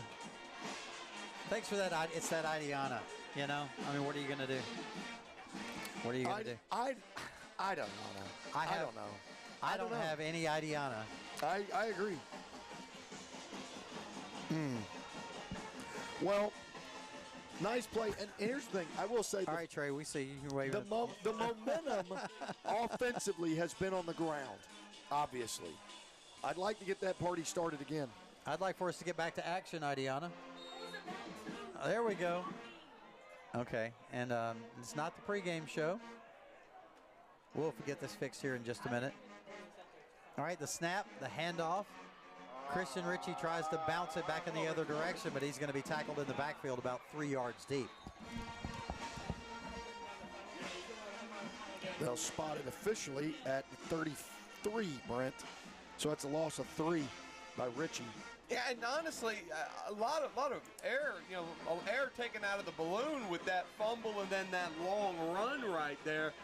Yeah, I think it was already a bit of a celebratory atmosphere down on the field. And, as we get to the halfway point of this second quarter, I think this turns into a pretty important possession right here. You got that right. Just going ahead and getting some of that momentum back that we talked about. That's right. Under center's Bryson. The give to Jacoby. Play action, actually. Turns around. He's got Jordan Chambers-Smith on the far side of the field. Is it a catch? No, they're saying incomplete. Oh, so close, so close. I like the play action, but that third down, that'll bring up 3rd and 13 instead of, man. Now, that's a big league throw right there, guys. Near side hash, far side numbers, that's a long way. Yeah, and it was on target, too.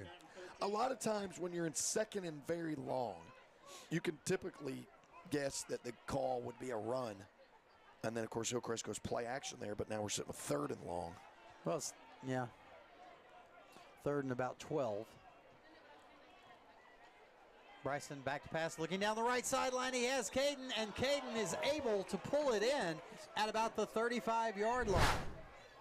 This near side official saying it was incomplete. Yeah, and Is it? Oh, well, But we're there is a blocked by the flag. tents, so it's hard to see. Well, Where's the there's flag? a flag on the. It's like in the back judge time. well, you can see It might have been offensive interference, guys. No, honestly. the flag was way before that, which makes me think it's 12 men on the field or something like that. Can you replay that replay again, please? Let's take a look at it on our monitor. Thanks again to Maxwell Elementary for the Mustang replay of the game. Oh, they're waving the flag off, guys. So, wait a minute, then the play kind of quit. He throws the flag. He ran up the field. That's hard to tell from our replay. Are we replaying the down? So Coach Mitchell's calling his third and final timeout of the half because he wants to know if there's no penalty, then what's the deal? The Is Whitecaps it going to just come an over. incomplete pass and it's I fourth guess down? so. I guess so. He's going to have to come over and answer some questions. Okay, I wonder why the flag was waved off. Go back to the field, Adiana.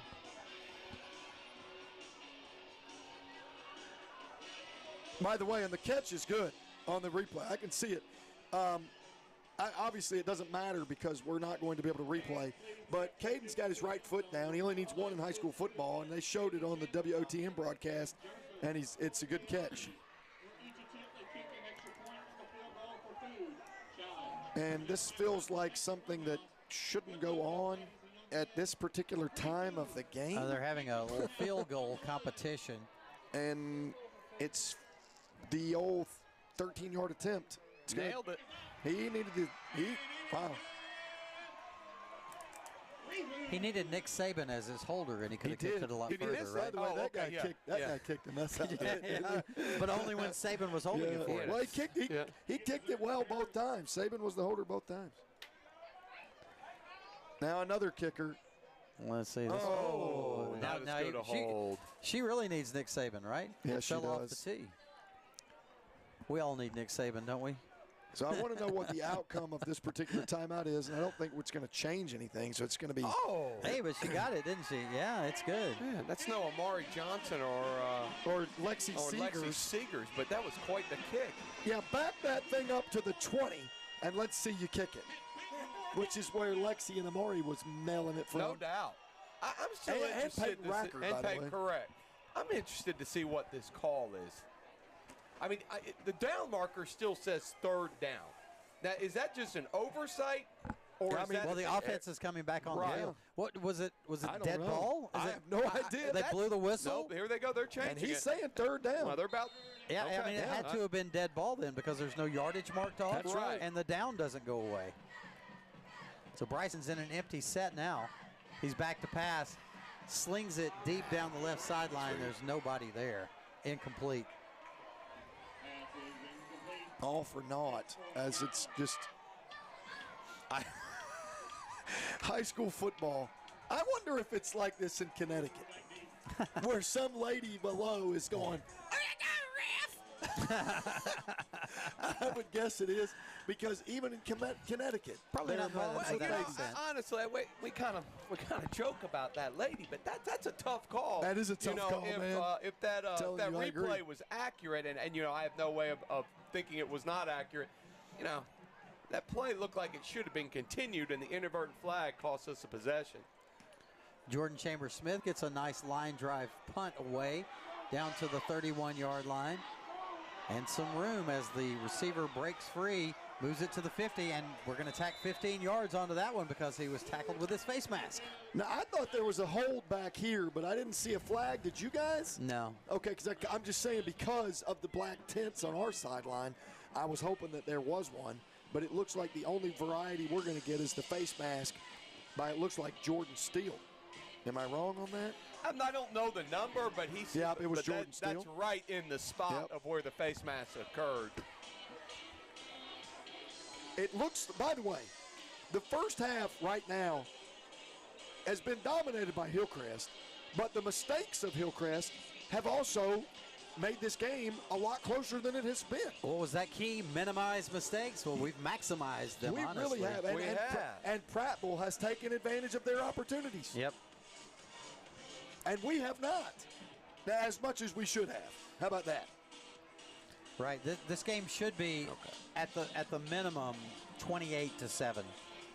Yeah, no doubt.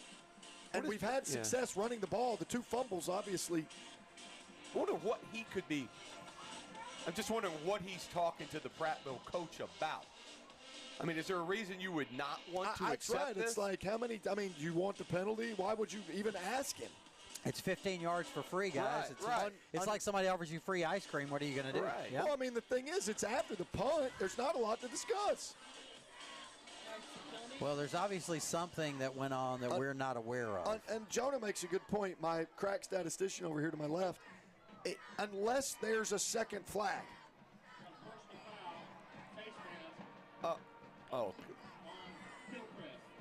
And that's it.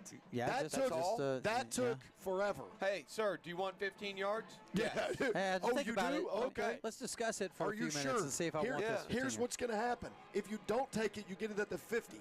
If you do take it, you're going to get it at the Hillcrest 35. Would you take that? That's a tough call. I'll give you a second to think on it. That's a tough call.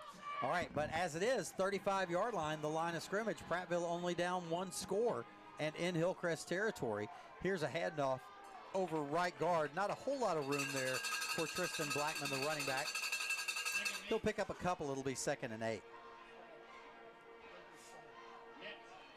With us having no timeout, I thought Prattville may try to bleed a little more clock, but they're back to the line of scrimmage.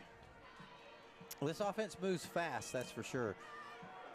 Here's a swing pass over to the left side, but the running back, Blackman, was not looking for it from his quarterback, Gavin Rigdon. It goes over his head and complete. That stops the clock with 6:09 remaining. Boy, the tackles for Prattville are way off the line of scrimmage. Look at number 58. He's setting up 2 yards behind the ball. I mean, legit, his back foot is on the 36-yard line, and the ball's at the 34. Rigdon looks to the sidelines. 3 wide receivers to the wide side of the field. 1 here to the left. Running back next to him in the backfield in shotgun. Rigdon back to pass, and he completes this one on a little slant pattern from right to left. A flag comes in late. Yeah, I believe that may be another face mask. Oh, goodness. Let's see. Completion down to the 26. It's a 6-yard gain as it is, making it 3rd and 8, but it's going to be first down after the penalty is marked off. Goodness.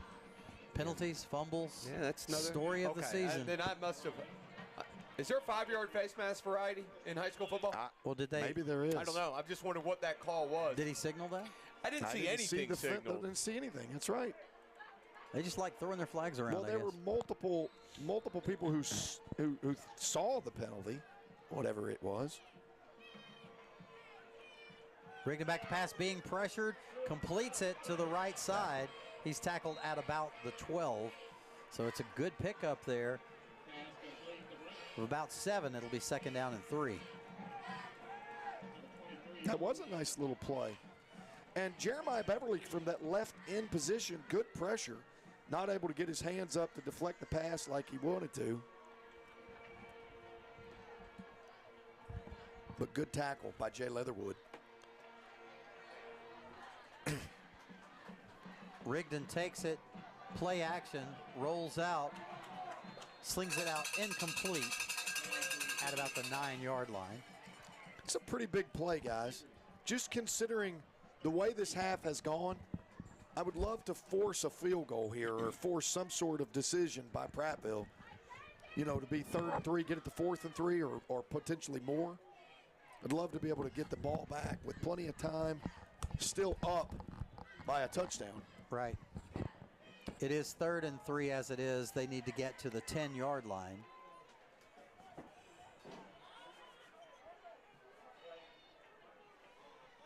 Rigdon calls for it. It's a handoff as the running back breaks through down to the 5. He's got the first down for the Lions.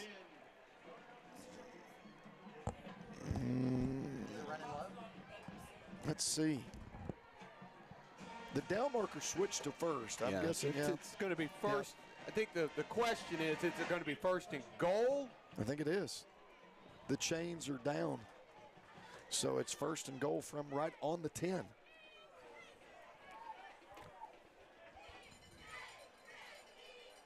.5:05 to play. Hillcrest 15, Prattville 7.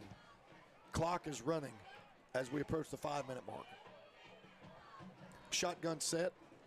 Rigdon gives around left end, but he's stuffed for about a 4-yard loss as Miles Madden and Jeremiah Beverly come up and tackle the Prattville tailback.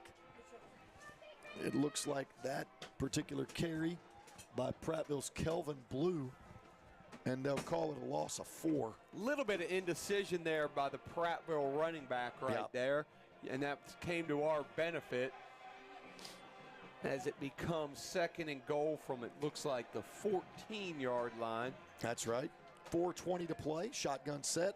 Rigdon looks around, barks the signals, man in motion from left to right. As he circles to his right, throws back to his left, and it's picked off by Jaworski Lanier. Lanier down the sidelines. He's got some room. He's still up past the 50. He's to the 40. Hold that ball. And gets thrown down at the 37-yard line, 36-yard line.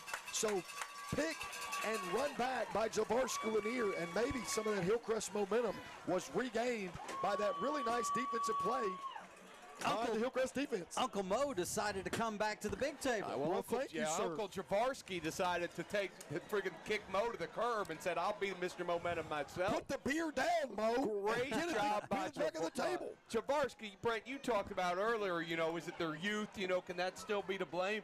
Jaworski has had a great season growing up at that cornerback position. He sure has. Here's the snap. Pitch out and a fumble again. And is it recovered yes, by Prattville? No, it was recovered by Jacoby Harris. Okay, so Jacoby did get back on it. Wow. But a loss of 4. Loss of 3, actually.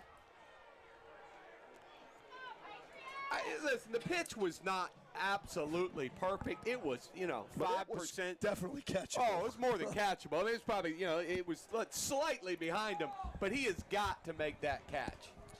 And that's twice he's been questionable on his recoveries. The one that he fumbled before, he tried to scoop it back up in a lot of traffic instead of just falling on it. You got to learn to fall on those things. Bryson, play action. Got it. Oh, we had him.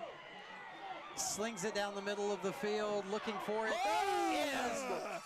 Caden Smith and touchdown Patriots. Yep, interference and a touchdown. That's a dumb play, and but it's taunting in the end zone. I but agree. It's after the touchdown.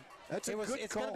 There's going to be a pass interference called. Yep, it's going to be declined. But that will be declined. But then the 15-yard penalty against Caden Smith as he was. I'll say this: he doesn't need to do that. That's terrible. That's out of his character. But it is. You're right. Golly, he got his money's worth on that 15. He sure did. Because he was right in that kid's grill.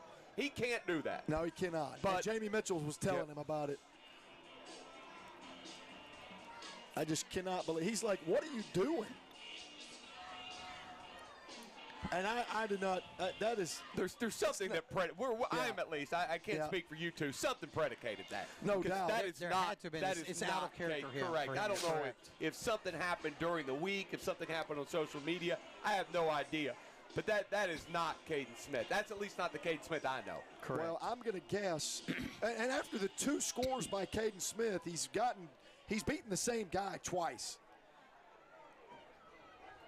And by the way, that guy is Darrell Washington. Well, I'll say this. Some of these penalties are only penalties in high school or high school and college. At any level of football, that's a penalty. Even the NFL, you can't taunt the other team. That's correct. Okay, looks like it's going to be, I thought it was going to be the 2-point conversion, but Hillcrest changed their mind, and Hudson Hall comes out for the Dr. Brandy Patterson extra point attempt. I think we're proud of the effort for the touchdown, but we're not proud of the behavior for the unsportsmanlike conduct. Correct. The snap, the placement, the kick is up, and the kick is good. 22, yes, 22-7 now, Pats. 3:09 remaining in the first half. Now this feels a little bit more like what the score should be, but gosh, those mistakes, guys. Well, we fumbled the ball 3 times and lost 2 of them, and that has had a huge impact on the score of this particular half. I think not only that, Prattville has put the ball on the ground at least once, maybe twice, and recovered both of theirs. So I think not only have we've not been careful with the ball, we really haven't had a ton of bounces go away our way tonight that's, as well.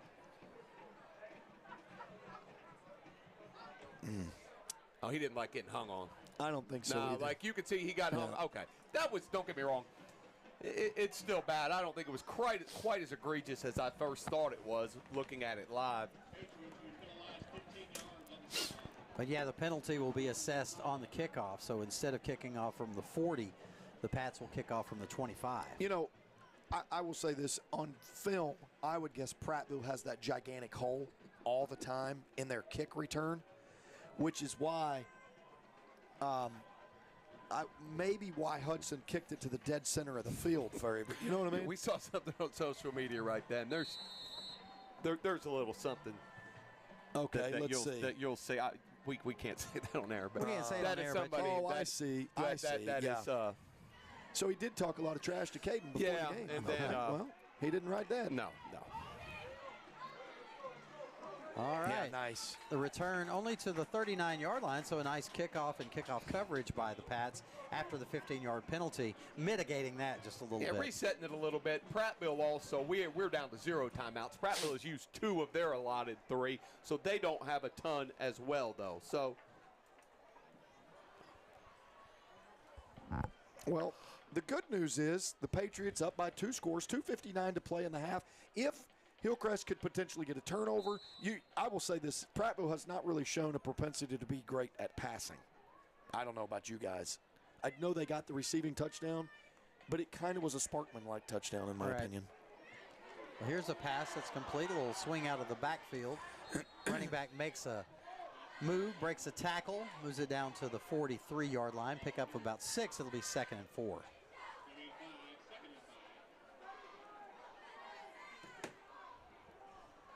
.238 and counting.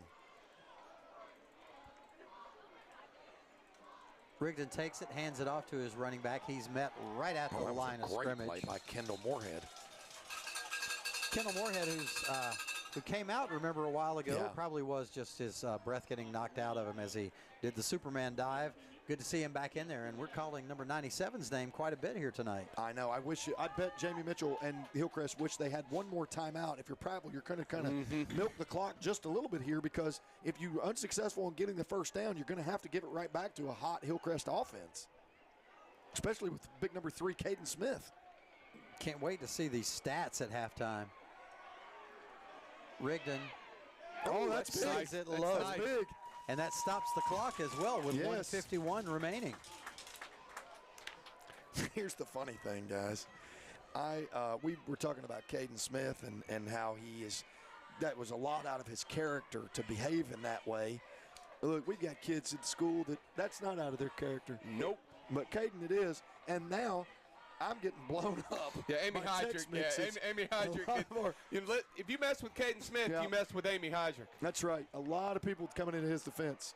Jordan Chambers Smith Oh, throw that. Whoa, that's makes the catch, Hey, the that fair happened back catch here. at the 31-yard line. That's not a penalty. That's not a penalty. 1:43 to play, 22-7 Hillcrest. And with the ball, remember, no Tidwell paint and body timeouts, Brent. And the ball sitting at the 33-yard line or so? 32 and a half, something that way? That Yeah, neighborhood? 32. Okay. Yeah, we can get this done. No doubt, especially with the deep strike potential with the Bryson to Caden connection. Yeah, for sure. It's been lethal the past couple of weeks. You got that right. It would go off in the weapons detection system. It would. Bryson in an empty set, 3 wides to the left, 1 to the right. He's back to pass, and the pass gets deflected at the line of scrimmage as he was looking for Caden on the sideline. I have to admit, I thought that was pretty funny. Coach P didn't laugh. What I'm really was it? disappointed. The He weapons wasn't paying I detection. can't tell it again. What was the statement He that said it's a. Go ahead. I said that Bryson and Caden have been a lethal connection these past couple a of weeks. lethal connection? And I said Got it probably would set off the weapons detection system. Got it. And you didn't laugh. And he still didn't. I'm disappointed. Well, you know what, Okomo, go back to drinking at the kid table. That was a very witty joke. Good for you. Good for you. Wow. Well, that's bad. Yeah.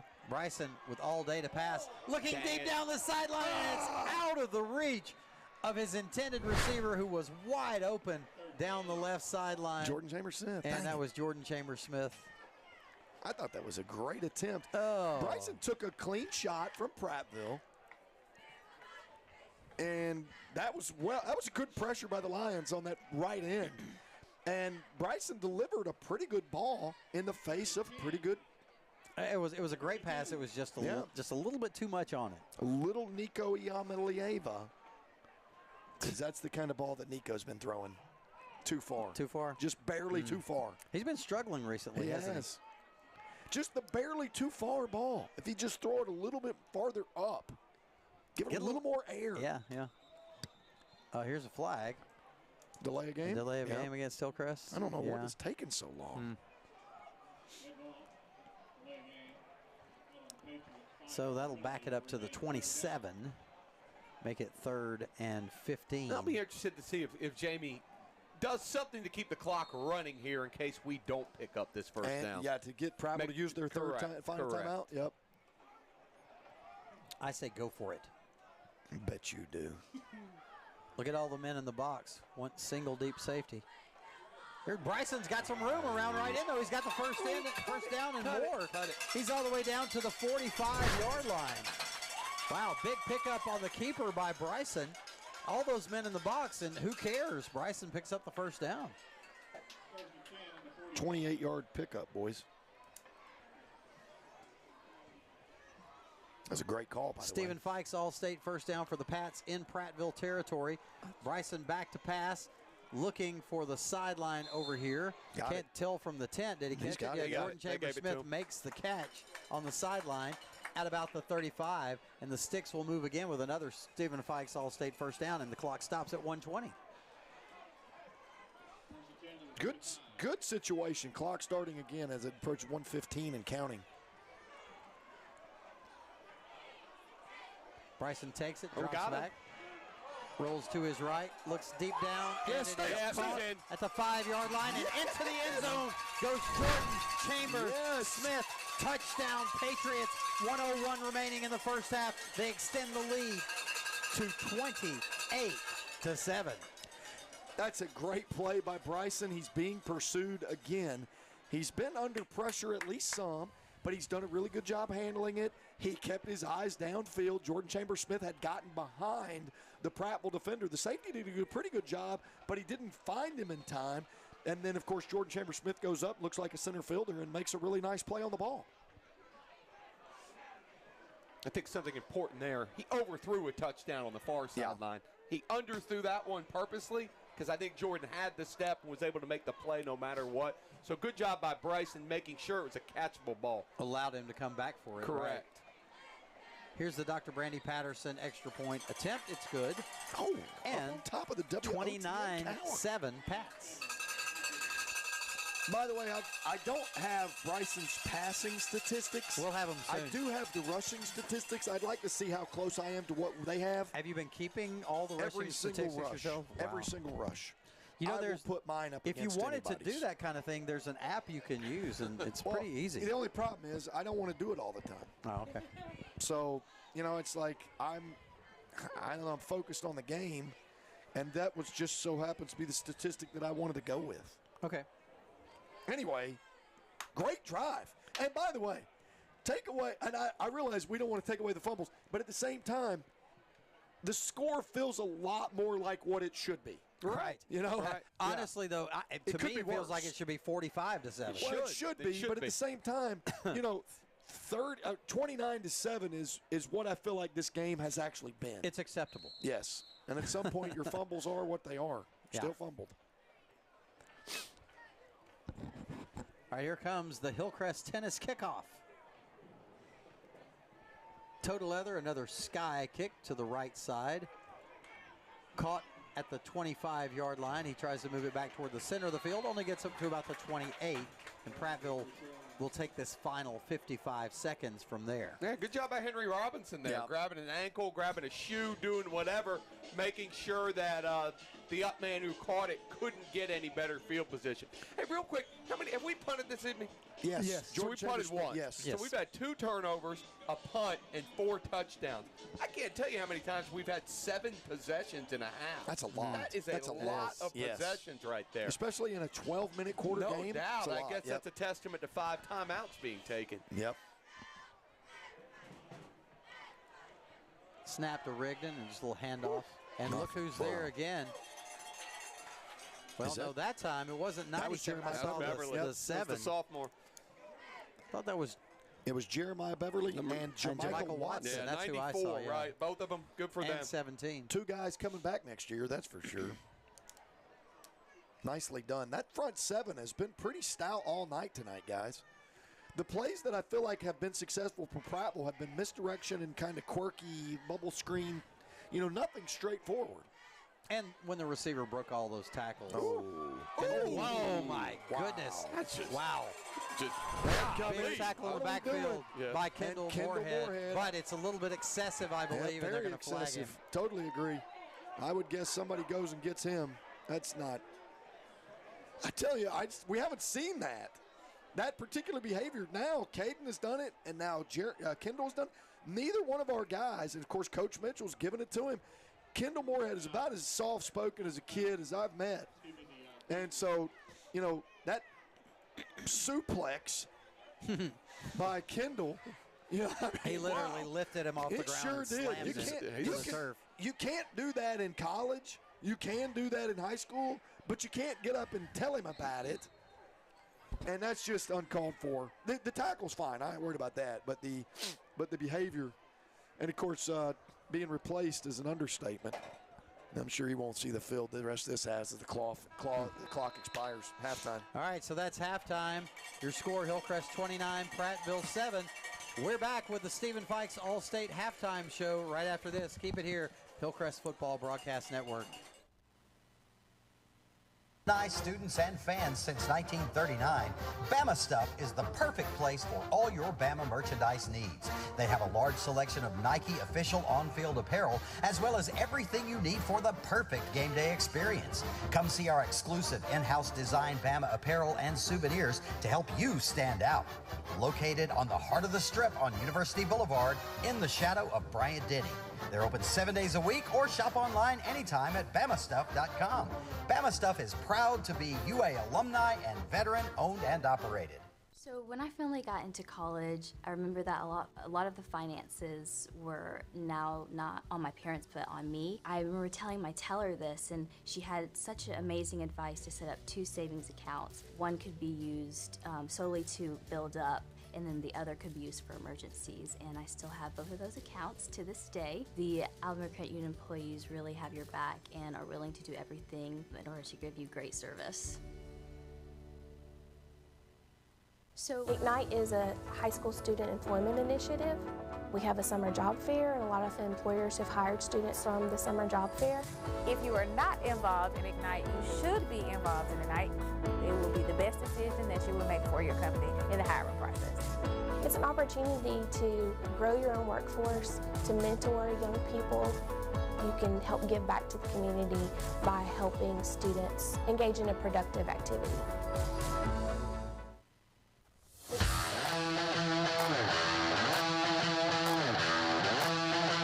Here at Wetumpka Sports Complex at the home field of the Wetumpka Indians as it's the Stephen Fikes All-State Halftime Show. Good news is the Pats are up 29-7 over the Prattville Lions. And guys, that was a very, we've got the Hillcrest band on the field first. Sorry guys, so we'll go there to the Hillcrest band. If you'll go down to that real quick, please, Adiana.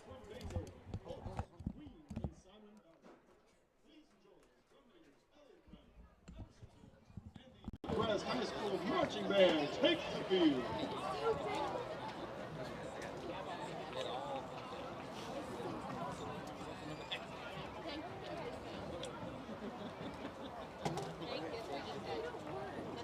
Thank you again.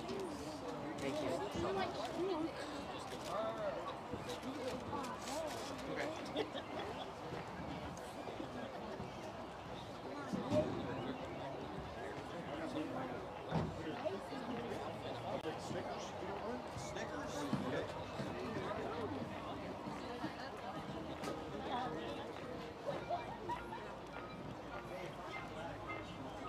You got it.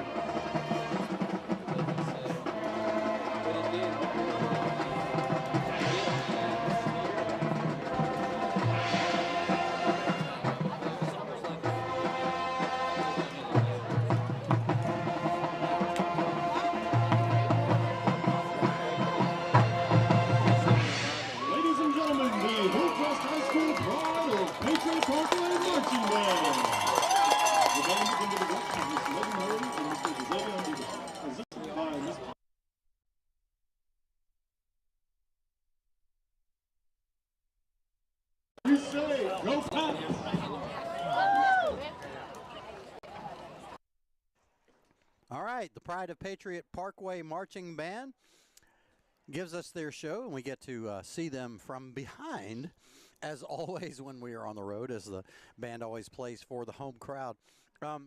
Little tidbit about the band, Brian. Okay. You were saying that the show seemed a little bit longer. Right. And it is a little bit longer here the past couple of weeks because the band initially didn't get their entire show that was written for them and the drill that was written for them in time for the season to start at band camp. So they only had to do part of the show, and they had to incorporate the rest of the show as the season went on. Okay. But now they have the complete show. That's a good explanation. I have inside sources. Yeah. Yes. I bet you do. You're providing room and board for those inside sources. Okay, guys, we have a lot of halftime time here tonight, and if you have any scores for the RSV Design scoreboard update or games that are of importance that we want to preview. Yeah, I think we got a lot more of the latter. I don't think there's too many scores to report. I don't, Brad might. But, Marshall leads Georgia State 18-3. Okay. And Virginia Tech is killing Boston College 28-6. Oh, okay. I have to admit, Boston College, in my opinion, has been pretty good, but Virginia Tech is just absolutely hammering them. Where's that game? Blacksburg. Okay. Probably a pretty good atmosphere in Blacksburg this evening for sure. It is playing Inner Sandman. No doubt. Man. Anyway, go ahead, Pete. A couple high school games that'll be played obviously tomorrow night. A couple big 7A games. You know, we got number 1 Auburn. You know, I don't think Auburn's been ranked number 1 in 7A prior to this season, but you know they switched coaches last year and.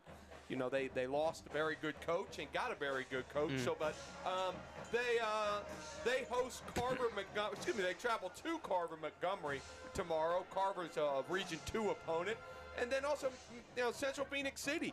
They travel to number 8 Opelika. So that's another big Region 2 matchup. Yeah. And then maybe the biggest game in the state, number 3 Thompson.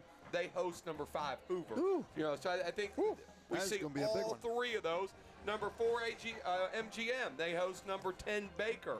So a lot of top 10 matchups in 7A, though, happening tomorrow night. And we will be able to kind of check in on those games and watch some. I can't wait. You know, obviously it'll be a late night. Hopefully with a good result always makes me sleep a little bit quicker. But, you know, I think a Friday night off is certainly welcome. And all I'm going to probably be doing is sitting around and watching college football and then NFHS. Actually, I have to throw in a little plug here because tomorrow night, since I'm not going to be doing Hillcrest football, I'm going to be at the theater. Oh, okay.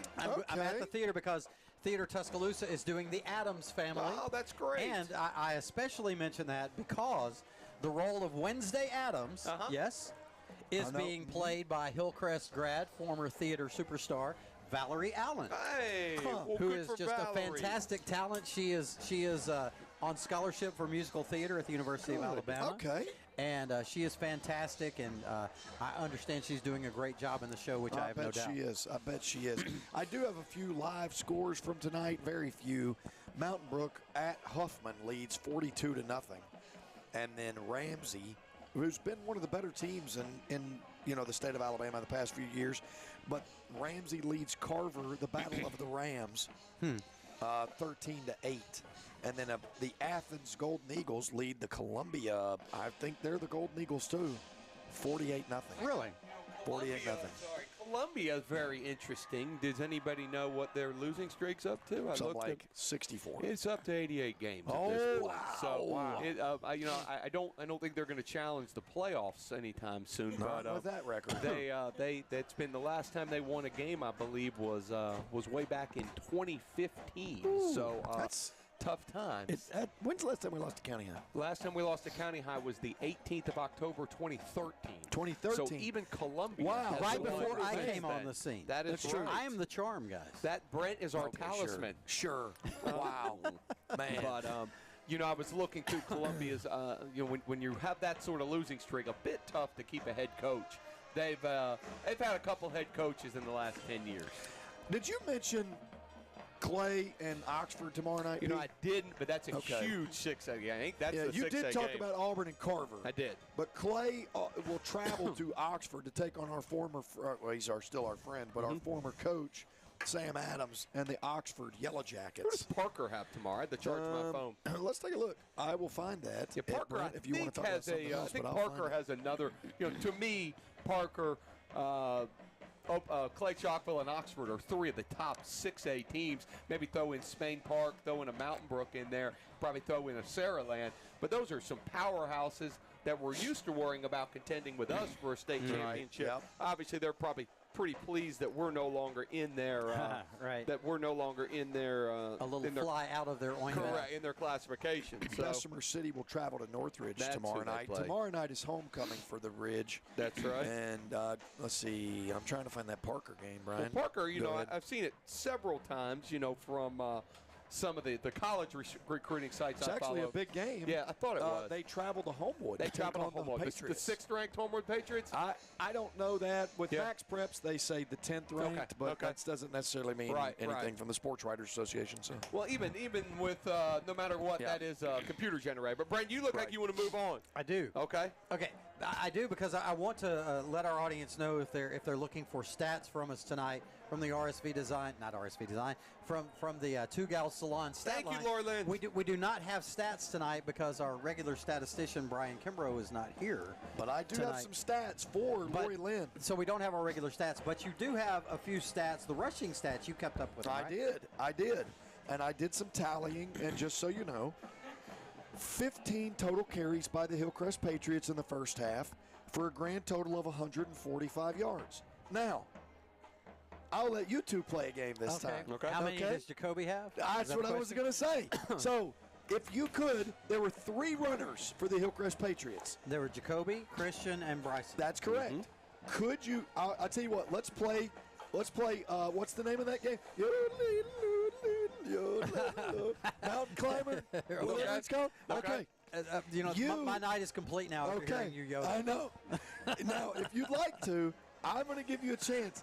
Out of that 145 yards, you tell me the total yardage of each of the 3 backs. Okay, you said 145 total, 145 total. Right. You got to give me the total of each of the 3 backs. Okay. Can I see your paper? No, you cannot. Is this like are we doing this on our own and then revealing or anything? Yeah, okay, let's start. I'll tell you what. Let's. Okay. Well, I hate to go. It decreases the odds of you bidding wrong. All right, I'll just go Give first. me all Okay. 3. Yeah, okay. go. Okay, I'm going to say that Jacoby has 95. What did you say the total was again? 145. 145. 95. Bryson has about 32. And then Christian has whatever's left over. Okay, all right, no problem. Sure. What's the math there? Sure, that ends up being somewhere around the neighborhood of another 10, so 15-ish. Okay. Something like that. 95. Okay. Wait, can I borrow your pen? Sure. I said 95. 32 and whatever's left. Okay. It's 145 minus that, whatever that is. Okay. All right, go ahead, P. What do you got? 145 total. I've got Jacoby leading at 87 yards. Okay. I got Bryson at 31 yards. Okay. And I got the remaining 27, Christian Ritchie with 27 yards. Okay. Chris, I have Christian with 23. Okay. Not bad, guys. Not bad. You guys are, first of all, obviously your percentages are pretty close, and who you have in ranking of yardage is good too. The leading rusher for Hillcrest is Jacoby Harris. He had 104 yards. Dang it, I was way off. What did you say for him? 87. Okay. So, Brent, you got that one. All right. Brian said that Bryson had 32 rushing yards. No, I said 32. Okay, I'm sorry. Brian said 31. My bad. The total for Bryson, 37. Dang it. 37. And then the total for Christian, 4. 4. Wow. I have him with 4 yards. Oh, my goodness. Sure? Yes, he has half as many fumbles as he does yards. He had 5 carries. He had 1 carry for 1 yard, 1 carry for 1 yard, another carry for 5, a carry for 0, and then and that was the one he fumbled. and he also had a carry for -3. And it's such a shame because he's the one who needs the 128. Well, he's got next week too. 124. He's got next week too. Now he needs 124. Yeah. So 104. So 15 carries for 145 yards. 104 of those to Jacoby Harris. I'd like to know his numbers on the year also, because to get 2 tailback, you got to figure if Christian Ritchie is 124 yards away from 1,000, Jacoby Harris has to be not far behind. Okay, guys, you're right. But listen, we got a lot of college football to talk about. So let's move on to the college football preview. Caitlin? While you're switching, big shout out to one of my favorite people of all time and a huge Hillcrest Patriots supporter, helping her mom out tonight from eastern Mississippi, Ginger Mitchell. Hey, she's over there watching Dylan? No, she's helping her mom tonight. She's helping her mom. Yes. I'm sorry. Yep. And, of course, the college football preview brought to you by Tiger Rock. Thank you, Tiger Rock. Another longtime sponsor. Absolutely. Tyler and all his buddies over there doing a great job. They are a long-time sponsor. We really appreciate those guys. Yeah. And their What is community Tyler's members. last name? Do we know? Okay, sorry. You got to find out. Because well, sometimes I do know, but as I approach 60, I lose last name. Who is Daryl Christine Vasquez married to? Tyler Bailey. Tyler Bailey. Who it is? As I approach 50, I forget these things. Honestly, I think it might still be another Hillcrest tennis connection. It is. So Yes, it's possible. Okay, let's move on to the games for tonight. Okay, for Saturday night. Oh, no, you got to go back to Tiger Rock preview. Yeah, go back to that. I'm a huge fan of this weekend's games. Go back to, now hit it again. There you go. You're not allowed to talk, John. All right, so the results from last week, Brian was 3-2. Overall, he's now 20-13-1. I was 2-3. And that LSU game killed me because I would have been 3-2. You two, but LSU, I mean, Ole Miss listen. just All let it I get can away. say is I picked the right side. All you do is Michael win. All you do is Michael win. All I do is Michael win. So 18-16-1. And Brad 0-5. Yes, woo! That's what I'm talking about. That's 2 in a row. I'm telling you what, I am going to win again. And so if you're a bettor, not that we do that in Alabama, but if you are, listen to me and pick the opposite. There you go. And you'll be a winner too. When I think of winners, I think of me. Maybe that's how I can come back and take the lead. Staff. Hey, but this is going to have to be our final week for picks because that's too bad. And we can still pick next week, but the results will give the final results for the season. Oh man, halftime next week. We're done. All right, hit it again. Let's go to tonight's games that we're going to be looking at. It's kind of cool. For some reason, we got a glitch in there, and we have the action in the background kind of faded in the distance. But it's kind of cool. That is pretty cool. Okay, a lot of big games. Let's start with the biggest one of the weekend, the Georgia Bulldogs traveling to take on Texas in Austin. That's Texas, the biggest one of the weekend? It is. What a loser. Well, it's number one against number 5. I can't believe you said that. Well, it is. I mean, if you look at it, realistically and objectively, it's the biggest game of the weekend. Texas 3.5-point favorite. Brian, I want you to go first. Yeah, sure. Texas is actually up to a 5-point favorite now. So I'll go ahead and I think, golly, I can't believe I'm picking UGA. To me, that line should be 7 points. That surprises me, even if it has been bet up to 5. I will take the Bulldogs and wish I was getting more than 3.5. Okay, well, that's great because I was going to take the Longhorns. I think the Bulldogs are a little bit weaker than we thought they were going to be at the beginning of the season. And Texas has looked powerful. Texas has an opportunity to prove something here. The only thing I worry about is that Georgia's back is against the wall. If Georgia loses this game, they pretty much have no chance to get to the SEC championship, and their playoff hopes are much slimmer as well. Right. So their backs are against the wall, so they're going to be giving it everything they've got. I'm still going to go with the Longhorns, though, because I want to beat you in this contest. Go. Well, I'm trying to think which one of you guys I want to be wrong. I'm going to take Texas. I don't think – I mean, they're playing home. Crap. Georgia does not feel that good to me. I'm taking Texas. Doesn't that line feel like it should be higher? Yeah, 3.5 is smelly. Feels ugly to me. Yeah, I'm going to text you guys this stuff. Okay. All right, so we've got Auburn traveling to Mizzou in the Battle of the Tigers. Auburn a 4.5-point underdog. Brad, you go first. Okay, let's see. Auburn, Mizzou, Kylie. Auburn's bad. Mizzou's not great, though, is the only problem. But they only got to win by 4.5. Yep, I'll take Mizzou. All right, great. Since he picked Mizzou, I know where it's going to go. I'm going to pick Auburn plus the 4.5. Oh, Lord. I guess I'm just keeping it interesting, but I'm going to take Mizzou. Yes. God, 2 chances right I there. know. Mizzou. We're as good as tied right now. All right, here we go. We've got the LSU Bengal Tigers. Y'all like my mascots here? LSU Bengal Tigers against the Arkansas Razorbacks. This is going to be a good game, guys. LSU a 2.5-point favorite on the road. Brian, go. LSU, love them. Okay, I'll go with the Razorbacks. I thought the Razorbacks looked great against Tennessee, and I'm going with the Razorbacks. Okay, so you took Razorbacks. Brian took LSU. Make your pick. We're running out of time. I know. I'm sorry. I'm just trying to keep up with typing up. Okay, sure. 2.5. I'll take. Yeah, Arkansas. I'll take Arkansas. Yep. Killing me. Okay, Florida at home, a 1.5-point favorite over the Kentucky Wildcats. I'll pick this one first. I'm going to go with the Florida Gators. I think they've been kind of hot lately. They looked good against Tennessee. Kentucky losing to Vandy, not looking so great recently. I'm going with the Gators at home. Yeah, I think we got a little more time than we think. Well, maybe not. They're taking the field with the we got a huge one to talk about too. Be ready. I would. I think Florida's atrocious. So I will take Kentucky and lay the 1.5. There we go. Did you take Florida? I did. Okay. Yeah, I'm sticking. I agree, Brent. Sorry, I'm typing these up, which is why I'm not giving you a whole lot, but I'll take Florida. Okay, you're going to win. All right, the big one, of course, the Crimson Tide. Wait a minute. I'm so sorry. What was the first one? Texas. Who did you have? I had Texas. Bulldogs. He had the Okay, got it. Okay, we got to go to the field, guys. We'll come back for this big one with Bama and Tennessee. We're going to get another break. Hillcrest tennis kickoff. Yeah, we can't forget to go back to that one because that's a huge one, obviously. Sure. Hillcrest will get the ball to start the second half. Deep kick, and it is fielded in the field of play by Caden Smith. And Caden breaks it up. Oh, is it Jacoby? Oh, Jacoby up the sideline all the way to the 41-yard line. Huge. Well, look, first of all, look at how he caught the ball, keeping his feet in the field of play, and then zipping down the sideline all the way to the 41. Jacoby not only having a great night rushing the ball, but now returning kicks. Well, that's what I was kind of chuckling about right then. It's almost like he had to do a toe tap, like he was trying to keep a kick in bounds right there. Just to verify, Brian took Georgia and Brent took Texas. Got it. I think we're opposite on everything. So far. Every one of them? Yep, I believe I got so. Brent, Auburn, Brian, Mizzou, Brent, Arkansas, Brian, LSU. Yep, that's correct, boys. All right, so 1st and 10 for the Pats. Good field position at their 41-yard line. Bryson under center.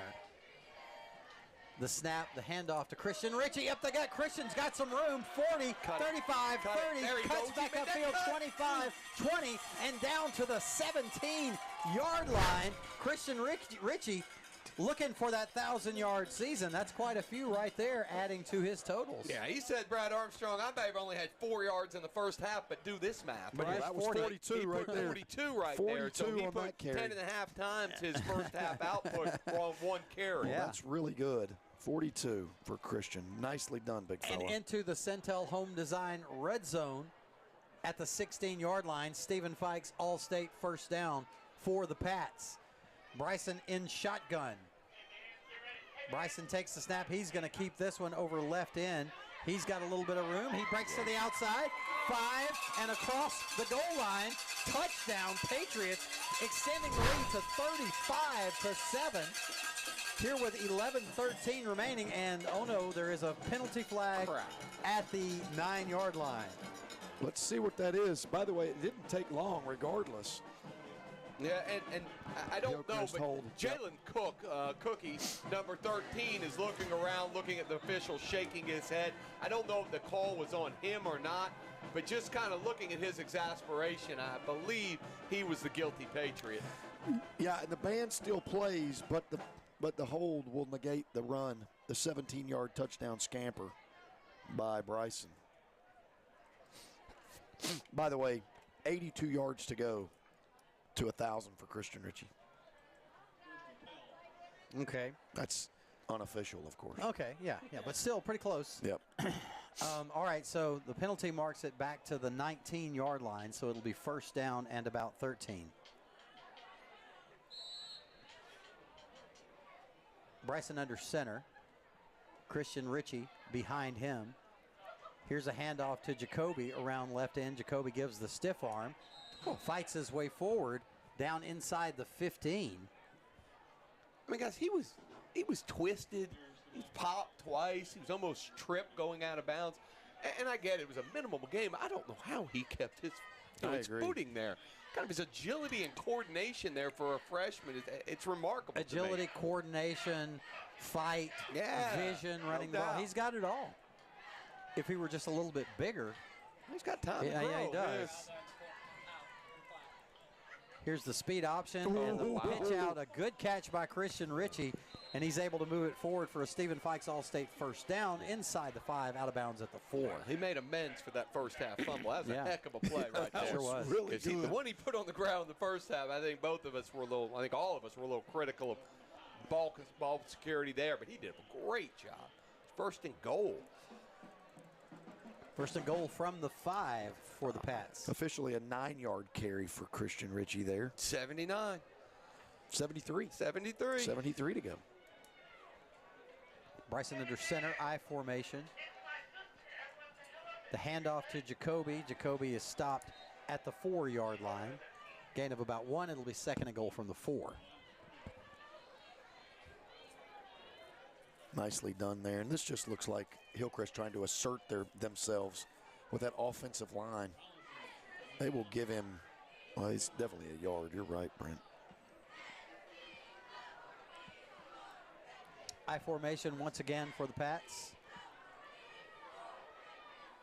Bryson looks for the call from the sidelines. Puts the mouthpiece in, gets under center.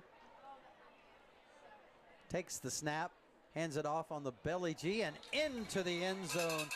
Touchdown, Patriots. Goes Jacoby Harris. Now extending the lead to 35-7, 9:43 remaining in the third quarter. Yeah, nice job there. Jacoby Harris, Christian Ritchie, and Bryson Kimbrough all taking part. But, of course, the big play of the drive, the 42-yard scamper by Christian Ritchie, puts Hillcrest in business. And then, of course, Jacoby Harris cleans it up. And then Hillcrest extends it to 4 scores, guys. 4 scores, 35-7 extra point coming. 9:43 to play in the third. Dr. Brandy Patterson, extra point attempt, up and good by Hudson Hall. 36-7. Officially, let's see, 1, 2, 3, 4, 5, 6, 7, 8, 9, 10 carries for Jacoby Harris. 10 carries, 114 yards, and 2 touchdowns. Also, 2 fumbles, one of them lost. How many plays was that possession, guys? Well, it was all run. That's what I was and about so to ask the second question. About 5 or 6? 4, 5. 6? I think I've officially got 5. Oh, okay. Does that include the play called back? Well, that didn't count as a play, so I think I've got 5. That's why I was thinking 6. I had 17-yard touchdown here by Bryson, but then I took it off. Right. So I've got 5 carries, 2 by Ritchie, 3 by Jacoby. 2 by Land. What? 3 by Land. 2 by Land. 3 by. What is 1 it? by 1 3. by. It's 2 by air. 1 by. No, I'm kidding. What is it? It's what 2. is the, 2 if by land, 1 if by sea. Yeah, I think okay. that's right. Yeah. And who said that? Paul Revere, I believe. Yeah. Paul Revere. I don't know. Patrick Henry, maybe. By the way, here's the kickoff. Received at the 22-yard line. The runner decides to circle around backwards. What's the flag? Not a good idea. And he's tackled at the 25. A flag came in there at the end. It was not a face mask, so let's see what the penalty is. Hey, I need a new battery, quick. You're going to have to get somebody to bring it to me. Obviously, we're just waiting on bated breath there. Oh, by the way, while we have this break, no, I'm going to save this. I have something to say. Oh, yeah, please save it. I know you're looking forward to it. I tell you what, and later, people won't, I mean, I don't know. You may want to give people I will say, that is a nice, what do you call that? A cliffhanger? Yeah, there you go. Not a cliffhanger, okay. A tease. A tease, that's sure. right. You're right. Sure. Come on, make the call. We got to get home, guys. It's already 9 o'clock. Holding on Prattville. And it was another hold on Prattville. So 2 holds. One was declined, one was accepted. And that'll put Prattville back 1 if by jersey, 2 if by tripping pants. Sure. Okay, the ball will be marked at the Prattville 16-yard line, boys. All right. Rigdon takes it. Slings it across. Javarski. Javarski Lanier almost gets his second pick of the night. I do not know what that quarterback was looking at, but he didn't see. The white must be the same color as the as the field. I don't know. Javarski is out there doing push-ups. Javarski. That feels like. What was that guy's name? What was that guy's name in Major League? Oh, Willie Mays Hayes? Willie Mays Hayes. Yeah.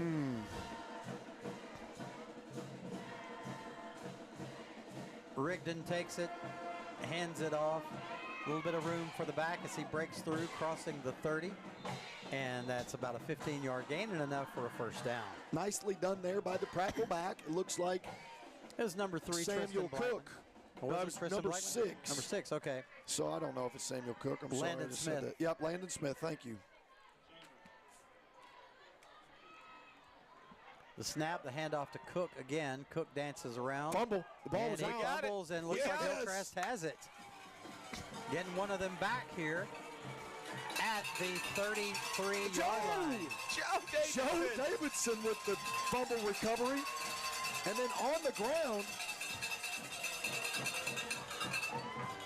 Joe over here on the sidelines celebrating.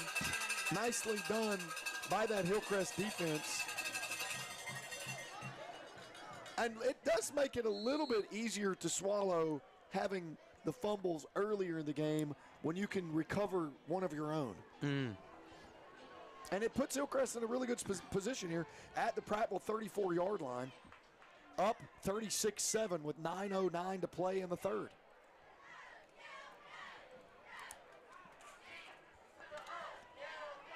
Here's a little reverse to Jacoby Harris again, and he's all the way down inside the 14-yard line. Wow, he's going to be pushing for 200 if he keeps it going at this rate. That was an official 20-yard pickup. Christian had close to 200 a couple of weeks ago at 192, I believe. Hueytown? Yeah, was it the Hueytown game? I don't know. Christian's been. Yeah, it was the Hueytown game 2 weeks ago. Both that's have right. been just spectacular. Two weeks ago was amazing, actually. County, was it County High? Yeah, 2 weeks ago. Was it County High that he had the 192? It was either that or the previous week, 3 weeks ago against Hueytown. I think it was against County High, honestly.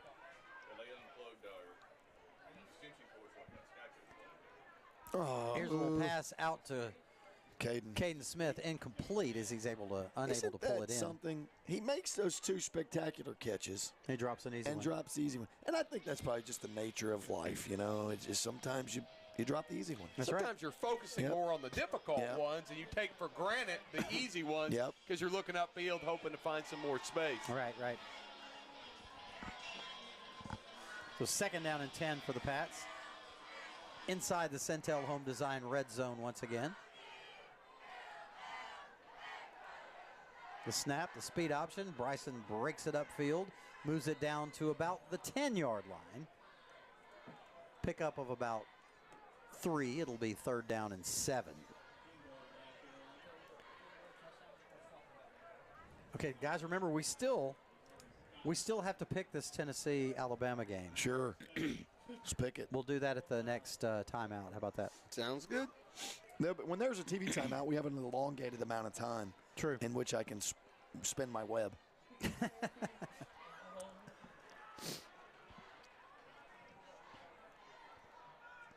Spinning webs reminds me of spiders, and I have something to say about spiders. I bet you do. You look like a spider. All right, here's Bryson back to pass, completing it to Christian Rich. Christian unable to hold on at the 5. Yeah, okay, so I was getting the exterminator to come today, right? Because I'm having a problem with those daddy long legs, right? Oh, okay. So getting the exterminator to come, they're just annoying, right? Yeah. And I got an answer. I'm not going to say the name of the company, but they answered the phone and they said, so-and-so exterminating and Christmas decor.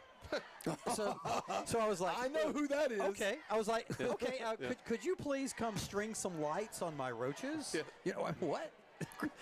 Exterminating. Well, you started doing it. You got to do what you got to do to make a living. They've been doing that for the past couple years. That reminds me. Okay, after this field goal attempt, Come by on, Hudson Hudson. Hall. Knock it through, baby. Field goal attempt of 29 yards. He puts it through. Yes, Hudson. 3 more for the Pats, 39-7. Nicely 7:44 remaining.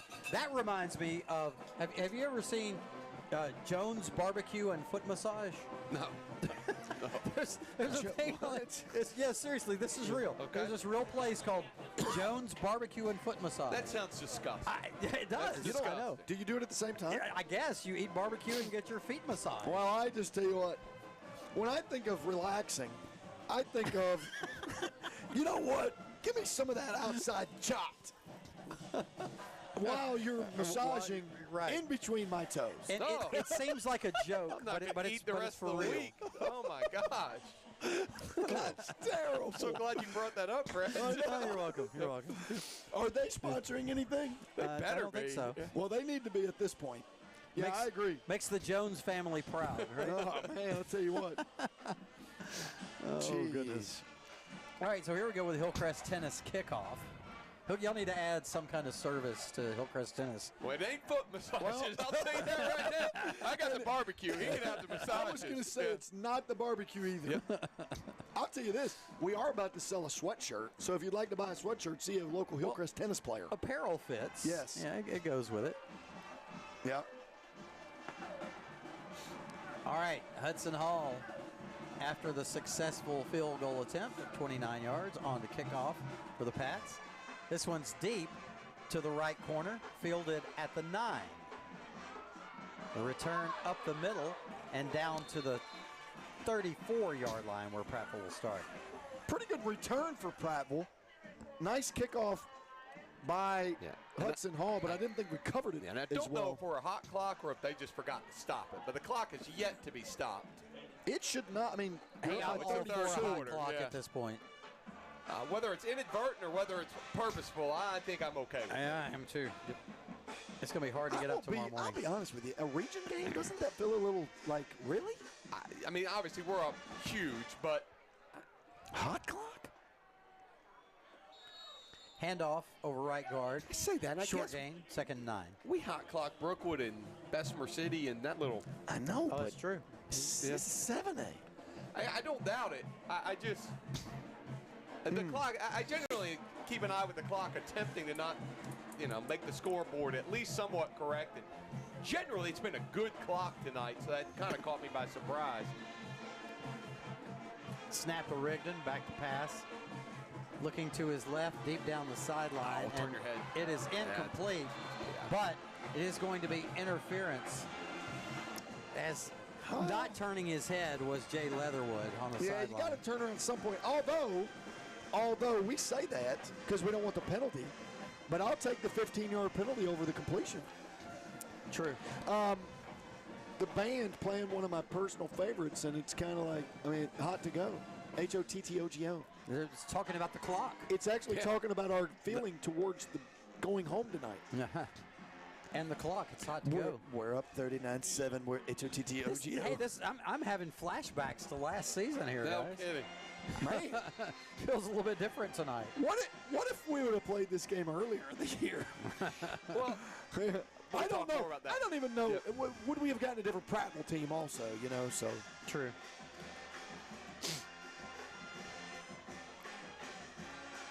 Rigdon takes it, completes it to the left side, 35, 30, 25, and out of bounds at the 23-yard line on the big completion down the sideline. And that's a huge pickup, nice swing pass. And whoever was responsible for the back out of the field, which would have been probably that outside backer, I don't really know exactly what the call was, but that outside backer or whoever it was not to be found. There you go. Oh, get him down. Jeremiah Beverly almost brings down Rigdon in the backfield, but he does slow him down enough to make him go out of bounds. Well, and he'll for get a loss. sack. It was a huge loss. Well, not a huge, but 7 yards or so, and he'll get credit for that. Even though he didn't bring him to the ground, he still forced him out of bounds. That's correct. Great play there by Jeremiah Beverly. Yep. Nice penetration and pressure. Guys, I'm kind of glad we're in this little booth. It's a little bit warmer than it would be if we were out in the briefly open at air. halftime. It is getting quite brisk out there. Rigdon on the play action, looking down the sideline, and this one is knocked away. Oh, Jay. Yeah, nice job there. That time, Jay turned around and he tipped the ball up. Almost tipped it back to himself. Yeah, and he did. And then as soon as he tipped it up, I was thinking, that would certainly be something. Wouldn't he tipped it up and the kid caught it anyway? But Jay knocked it down. I realize he's a senior. He's got another. Brad's got basically 5.5 quarters left of high school football. But at the same time, great job learning. He did get his head around right after being called for the penalty 3 plays before.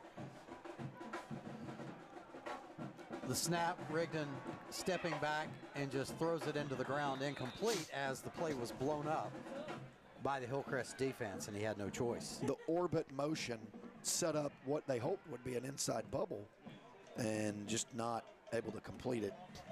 It's 4th and 15 for Prattville, Brent. Yes, it is. I'd love to get off the field and get the ball back. The clock is stopped, by the way. Right. So 6:02 to play in the third.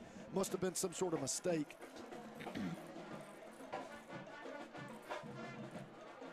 Happy mistake in my book. So Prattville takes the snap here on 4th and 15. It's going to be an end-around pass. He releases it down into the end zone, and it is you've got to be kidding in me. the end zone. Yep. Let's get a replay on that one. Let's get a replay. They're calling a touchdown. I don't know. Was he past the line of scrimmage? I was thinking that some of our coaches are asking for that, and obviously I don't have it, but batted up in the end zone, and after the deflection, watch it here. Prattville receiver comes down with it. I think he's close. He's close. I think his right foot was still behind the line. Yeah. Who was it that batted it up in the air I think for it's number Hillcrest? 7, DJ Jones. He was patting his own chest like, guys, that's on me. Yeah, well, he had it in his hands, just wasn't able to hold on, and it tipped away into the receiver's hands. And that makes it 39-14 now. And the thing is, he's trying to make an interception. You want him to go for it, of course. If he knocks it down, then we're not watching this light show. Okay, is that something we can do at Hillcrest? No, we don't have the software for that. It's an upgrade on the package. Yeah. Same lights, but you have to upgrade the software and do some sort of different stuff inside the. Got 'em. Look, and you got to get seizure insurance. you got to. We put together the lights on the tennis courts, so the inside of those poles would have to have different wiring. I think is what it is. It's almost like a processor. Okay. Just kind of because cool, though. Flip them on and off. Yeah, it's pretty cool. I will say, I thought it was pretty cool at Hewitt when they had the red lights. Yeah. I mean, I didn't like it because we're losing. If we were winning, then it was like, turn the red cool lights light on. show, though. I agree. I mean, this is pretty nice. I guess you can see it pretty well on the broadcast, but it's pretty cool. My favorite part about Hewitt was the fact that their band stood in front of our team until kickoff. That was pretty cool. My favorite part is how they had no idea how to operate a clock. Yeah, I agree. You know, it's funny you should mention that because I don't recall that. I don't recall you guys ever saying anything about that. Oh, really? Every week? That that was atrocious. That was bad. Yeah. I will say, at Hewitt, it was an official issue because they weren't stopping the clock appropriately. Because they were on the clock. Right. At County High, it was an issue because the clock just didn't work. Oh, right. And it's not the officials in that situation. It's just the school. So, and look, it works from time to time. It's not, but the thing is, it's a wireless signal, so we know all about that because we've had a few issues of our own. Yeah. And we've got to get that remedied, by the way. I've already looked into this. So, Okay. I want it hardwired, but it's difficult. It sounds a lot easier than it is. Yeah. Here's Hillcrest tennis kickoff. It's high and deep. Jacoby takes it at the 2. Jacoby up to the 10, the 15, the 20, dragging tacklers down to the 25-yard line. I think Jacoby's going to be the man for the kickoff returns next year. Well, Caden is also back. Yeah. It's always good to have options. You know, we had both of those options next year. Then we got Jacoby for a couple years after that. So very thankful to have that. Options. I think we're going to have plenty of options. Okay, while we have a little bit of break on the change of possessions, here's what I was going to go back to. We're talking about social studies. Yeah. Do you know much about geography since you're a social studies teacher? Freaking geography major. He's better know everything. Okay. Do you know what state the Great Smoky Mountains National Park Rocky Top is located in? This feels like a jerk comment coming up. Here's a handoff over left guard to Christian. He's got nowhere, no gain. What state? What state's it located in? You're going to make a joke and be like, nope, North Carolina. But Rocky Top is, and I'm just telling you, it's in Tennessee. Rocky Top appears on maps of the Western Smokies as early as 1934 and has been a popular hiking destination since the Great Smoky Mountains National Park was created during the same period. The rocky outcropping at the peak is about 25 yards long and is located on the North Carolina side of the state border. Okay, I mean, I know you found that crap on Wikipedia. Here's so the fine. snap. Bryson keeps it, breaking tackles as he weaves his way through all the way to the 35-yard line, and I believe he has enough for a Stephen Fikes All-State first down. I mean, everybody knew that was a setup comment. It's fine. Well, of course it was. It's fine. But is it the truth? No, it's not true. I mean, I don't know where I you want found you to it. show me some proof. Okay, sure. It's the first Good of all, old it's the Rocky Top, official, Rocky Top, Carolina. It's the official state song of Tennessee. So it's like Dixieland. Dixieland Delight is, is about what? Go ahead. Tennessee. That's right. Thank you. Thank you very much. But it's by the group Alabama. That's correct, which is a great song. Bryson's going to keep it around left end, breaks through, crosses the 44-yard line. He'll be marked out of bounds right there. Another nice pickup for the Pats. Where are the other That's enough for a chains? Stephen Fikes All-State first down. No, he's just about a yard short, second and one. What is up with the chains? Okay, I see. Never mind. All right, so they're going to call him as picking up 9. So I challenge you to show me proof that Rocky Top is I'm not in showing Tennessee. you anything. I'll show you a barbecue and a foot massage. I'm serious. Back of my hand. I owe you nothing. Bryson under center. The handoff to Christian Ritchie. Over right guard. He's busting free down to the 30-yard line and out of bounds in Prattville territory.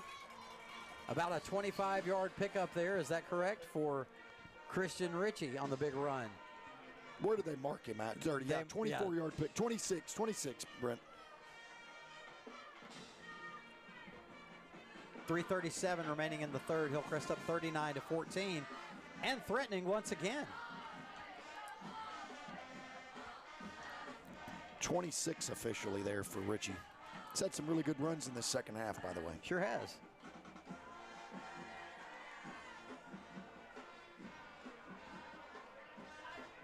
Bryson with the play action. Looking deep down the left sideline. Jordan Smith has it. Touchdown, Nice. Patriots on the 30-yard pass from Bryson Kimbrough to Jordan Chambers Smith.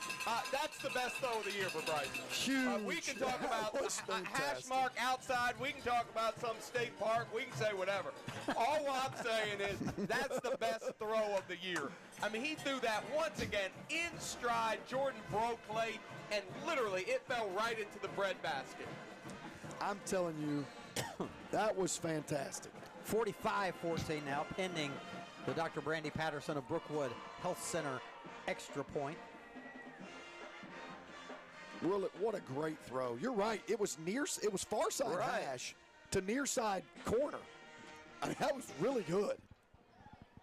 Well, he's way off sides. We'll take it. Decline it. I know you can't decline it in high school, but I wish we could. Well, it puts it closer to the goal line when I go for two. Do you want to go for two? Yeah. But do you really need to go for two? Of course you don't. It's like, look, he can't. No, you don't. Well, he's asking, do you want the 5 yards on the kickoff, and let's just redo it from the normal spot. And it looks like Coach Mitchell is saying, yeah, go ahead. We'll go a little closer. No, he's going to take it from the same spot, looks like. No, I'm so sorry. I keep going back and forth. I'm wavering. No, he moved it closer. Mm-hmm. So it'll be a 19-yard extra point here. Jordan Chambers Smith from touchdown receiver to placeholder.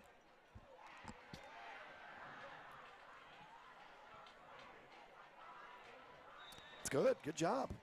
It is good. 46-14, 3:29 remaining in the third. Wow. You know, this is going to be a really tough, by the way, it's just going to be a tough night for offensive MVP. I'm just telling you, I realize we've been focusing on rushing statistics. I don't have passing yardage. And Bryson's but had a good Bryson game. has had He a has. fantastic night. You're right. And so to just chalk it up and say that Jacoby Harris has been the offensive player of the game, I think is probably a mistake. I do too, because I honestly, how many times has Bryson won player of the game this year? Once. And I know, Yeah. and I've said often, I was very critical of him early in the year. And I was wrong, because he has stepped up. I think the second half of the year, and I know I keep going back to the Hewitt game on, Bryson has looked like a Division I quarterback, evidenced by some of these throws he's made. I'm not quite sure I understood how good his arm talent was until the last few games. Well, not only does he have a lot of yardage, he's thrown for a ton of yards, Brian. Absolutely. But he also has 59 yards rushing. Hillcrest tennis kickoff is way over at the 9-yard line, and the tackle is made right there at the 9 by a swarm of Patriots as the returner tried to move it back toward the center of the field. Was that pick number 98 Amari Lewis? No, I think it's 88. 88. Trent Curley. Got it. But look, there is a You're right. penalty, and I'm pretty sure this is going to be on Prattville, and it's going to put him back even farther. Yeah, about the 5-yard line. So the ball being marked at the 10, and it'll be half the distance, or at the 9, maybe somewhere inside the 5. Yeah. It's going to be 4.5. deep inside their own territory. Prattville's in a tough spot. Of course, 46-14. Absolutely not. 46-14 is your current score. I don't think the outcome is in doubt. The score may be, though. All right, so 1st and 10 for Prattville after the penalty is marked off inside their 5. Here's a handoff over left tackle. Nowhere to go. He'll be tackled right there at the line of scrimmage. That's number 6, the running back. I think it was 26. 26? I'm so sorry. I was going to say, I thought you were calling a defensive player. My bad. Go ahead. Oh, no. Number 6, Landon Smith, but running back on the carry. Jordan Steele, 26, is who made the tackle. We said his name a lot tonight, guys. Oh, a pass wide open. The tight end is over the middle. 40, 45, 50. Being chased. 40, 35, 30. He is gone. 20, 15, 10, 5, and touchdown. That is a 95-yard touchdown pass. Fantastic play as Tanner Eamon. Somebody missed an assignment right there for sure. Just ran right up the seam, uncovered, untouched, and unslowed down. He really was. Kid was quick for a tight end. He was. The funny thing was, at first it looked like we were going to catch him, and then he got top end speed. Yeah, and he's gone. Sure did. Put it into high gear, didn't he? So good credit to them. Credit to the Lions putting that touchdown up on the board. By the way, I'm pretty sure that's his second touchdown grab of the night. Extra point attempt is up, and it is barely good. Just inside the upright. I'm pretty 46 to 21. Wasn't Tanner Eamon? I don't know how to say that last name. I'm sorry. E-H-M-E-N. Eminem. Okay. Eminem. Did you think? Wasn't he the guy who was the beneficiary of the touchdown tip? Maybe so. No, I'm not sure. Yeah. Well, he's having a good night. 4 touchdown lead still by the Patriots. And I know Coach Patterson is not going to be happy. That is not a touchdown he wants to give up. You have him pinned deep. You guys are pinning their ears back, just trying to get to the quarterback. Can't give up that easy 6. And that's certainly something that the Patriots. You still have to stay focused when you're up by 5 scores. No doubt.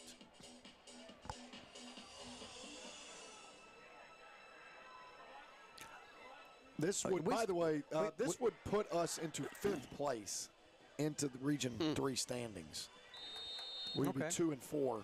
So would Prattville. Okay. But we would obviously have the tiebreaker ahead of the Lions. That Hoover-Thompson game is on WOTM tomorrow night. Well, as soon as somebody gets turned in and has to forfeit a bunch of games, we'll make the playoffs as the 4th seed. This one is caught by Caden back at the goal line. He brings it from right to left, and he'll be brought down short of the 20 at about the 17. Got a stat here in front of me. I was adding up the total points, obviously. Is this a Two-Gal Salon stat line stat? It is. 67. It's also a Two-Gal Salon trivia question for you two. Okay. And you probably know it because it's on Historical Football Society. Do you guys know the game or the number of points, most combined total points in the Hillcrest game? It was McAdory. No, I'm sorry, Hueytown game 2 years ago. No. No? No. What was that one? That was like 50-something to 40-something, wasn't it? It's more than that. No. A lot more than that. If there was a 55-45. Right. I'm going to give it to you. 55-44 is what it was you're talking about. Go ahead. Halloween 2013, 119 points total. I got to look it up. I think that was us in D-Mop, though. Okay. I wasn't here. Correct. That's not fair. Well, that's on you, buddy. Handoff over left guard. Christian Ritchie, what does he get there? About 3 yards. We'll give him 4, maybe 5. Yeah. A lot more than it appeared on the surface. 2nd and 6.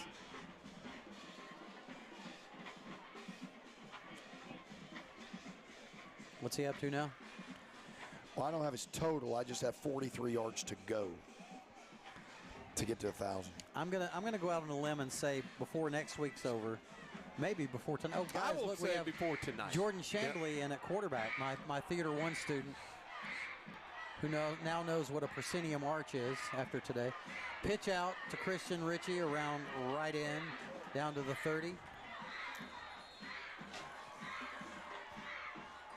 Do you know what a proscenium arch is? Yeah, I got one of those in my backyard. It's got really beautiful flowers on it. It's really something. It's similar to that, though. The proscenium arch is the wall that frames the stage. Yeah. Kind of that. Yeah. Okay. Yeah. They got a really nice one at Tuscaloosa Theater. I mean, at the Tuscaloosa. At the Bama Theater? Bama Theater, there you go, yeah. Whatever that thing's called. It's a beautiful theater, it really is. All right, good to see Jordan in here for a quarter of football. Getting ready for next year. Here's a handoff on the belly G, and there goes Christian Ritchie for 10 more. And that should be enough, or is he short? Yeah, he's just slightly short of the Stephen Fikes All-State first down, about a half yard. Down to the 40-yard line. Let me know why the clock stopped. They just stopped it. I don't know why, but they did. We'll be having none of that. No. And it's begun again. Screaming going on. That's here. annoying. Yeah. Wow, that's loud. It was Demopolis. We lost them 60-59, the last regular season game of 2013. But now, what was that score 2 years ago against Hueytown? The one with the big quarterback battle. I'm almost sure you're right. 55-44. Here's the snap and the handoff on the belly G once more, crossing the 45, nice. Crossing the 50, down to the 46-yard line. Goes, that's Javion Lowe on the carry that time. Another really good running back who will be back next year as well. He's been injured a little bit this year, so he hasn't been seen as much as we thought he was going to be.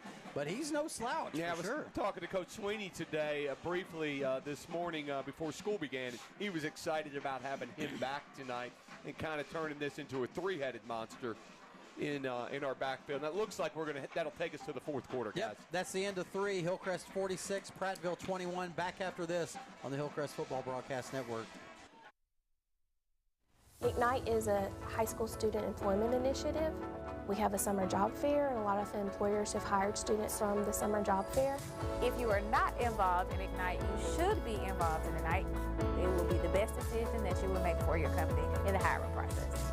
It's an opportunity to grow your own workforce, to mentor young people. You can help give back to the community by helping students engage in a productive activity.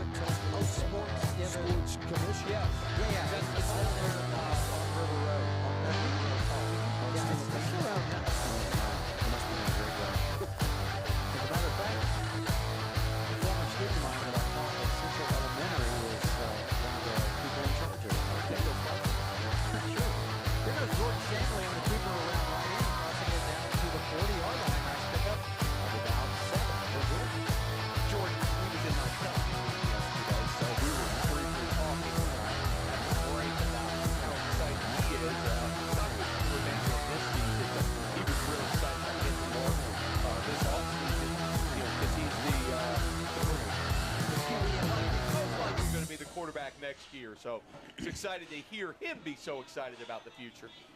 He's a pretty big kid, He too. is a big kid. 6'1". Absolutely. Good-looking kid.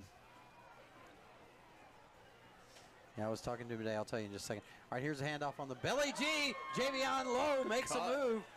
Gets it down to about the 20, close to the 19-yard line inside the Centel Home Design Red Zone. I was going to say, I was talking to Jordan in class today, and I was saying, you wish you had about another yard and a half on that pass last week on that gadget play. He's like, yeah, I sure do. Now here we are in back of the tent territory. We can barely see the play. Right. It's true. You notice how nice and toasty it is in here? I know. I didn't even notice that heater till you turned it on. Yeah, I turned it on. Now it feels pretty good in here. I agree. It's like in the 40s outside, and it's a nice 62, 63 in here. It is nice. You're the man. All right, Jordan fakes the handoff, keeps it around right in, gets pushed out of bounds at about the 14-yard line. Another nice pickup around 4, and it'll be 2nd and 6. They'll officially. That's a little bit more than that. It's they're 5. Give him 6 yards. Chambly with 13 rushing yards so far. I'm not sure we're going to see Richie break the 1,000-yard barrier. I've got him at 104 total yards tonight. He needed 128. I think he's probably done for the night. Yeah, I agree. Let these other guys get some work. A little preview of next year. Even though with those guys in the game, it's a preview of next year, too. Here's Javion Lowe. Stay with it, hit Javion. at the line of scrimmage. Gets knocked backwards. He'll gain about a yard or so. It'll be 3rd and 4. I thought that was a really good job by Javion because I don't think he had the ball very well. I think he almost hesitated to run the ball hard because he was still trying to secure the ball. And then so instead of fumbling, he was able to, bring it in. I thought he hung on to it really nicely. Secure it. That does not look like 3rd and 4 to me, but that's what the board says. It looks more like 3rd and 2.5. 3? Okay. So who do we have back here at tailback now? Number 30 for the Pats. Omari Taylor. There he goes. Hey, get in there, Omari. And Omari gets in the end zone, but a flag comes in. Shouldn't they still at least call the play? Shouldn't they still signal it? I mean, the officials have given have they even blown the play dead? Did anybody hear a whistle? I heard nothing. I realize it's a hold. I get it. But you're still supposed to carry out the play. And the band is celebrating. And our band the touchdown. is celebrating that. Does somebody have a spotter down there that says, like, no, Elliot, it's a penalty? No, it's a penalty. No. The cheerleaders are very happy. The cheerleaders are celebrating the penalty. Guys, it's a penalty. It's a penalty. I'm proud of our band for giving a lot of effort, but I think they've discovered that it was a penalty. That song is called Hail to the Holding. Hail to the Holding.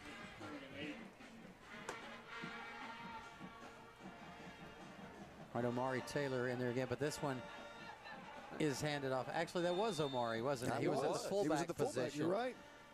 He has a nice little spinning move down to about the 11. He's about a yard short of the first down. It's 4th down, 4th and 1 for the Pats.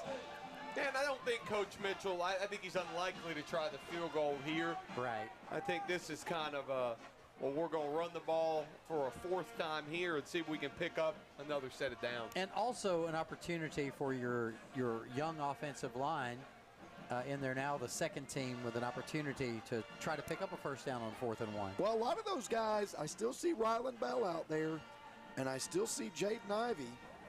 So a lot of the guys on that offensive line have not been subbed in for. I think they're still Hunter Wilson. We're about to see how the quarterback sneak works with Jordan Chambly. Here he goes. Oh, yeah. Straight up the middle. Plenty as he crosses the 10. And that will be a first down. Stephen Fikes, All-State first down for the Pats. Nicely done. The old tush push, as you like to say sometimes. Well, there wasn't really a push involved. It's just I thought a couple of backs came up in there, but still nicely done.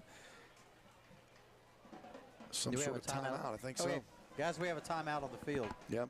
We got to pick this Tennessee game. Let's do it. The Tennessee game. This is known as the Alabama game. Well, it's Alabama-Tennessee. Right.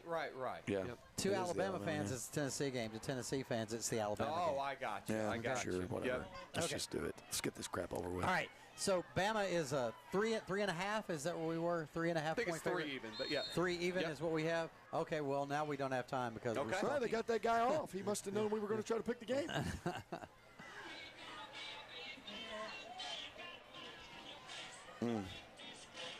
kicking your can all over the place.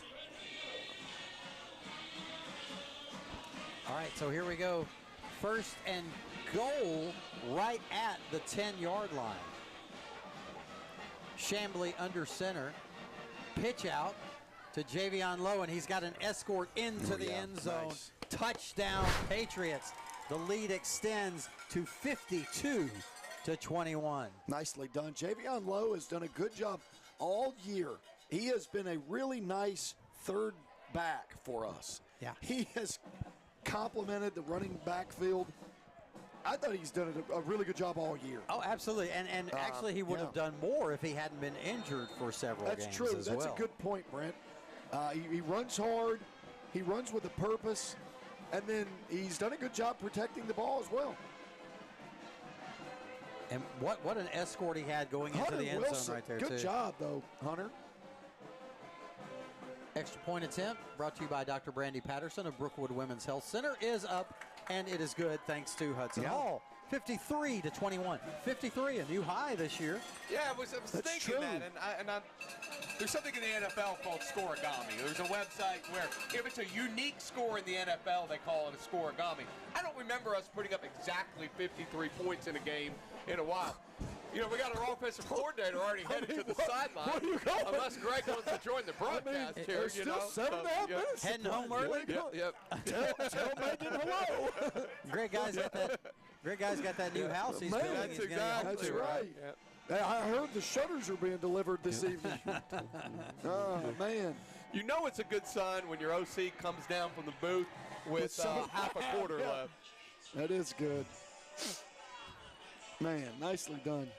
All right, well, while we have a second, We let's picking do a it. game? Let's do it. Oh, do we have time? Yeah, let's do it. I mean, you're only going to get so much time. We only have 7 and 25 left to give it a shot. So Bama's a 3-point favorite. Brian, I know what your pick is going to be, but It's what easy. what is your commentary about Well, I that? mean, I don't know what to say, honestly. If you made me bet my house on it, I'm still betting on Alabama. At the same time, I feel far from good in this game. When this line opened up at 1.5 when it came out Saturday, I was genuinely surprised that we're favorites on the road with how poorly we've looked the last 2 weeks. You know, we've not been able to stop Vanderbilt.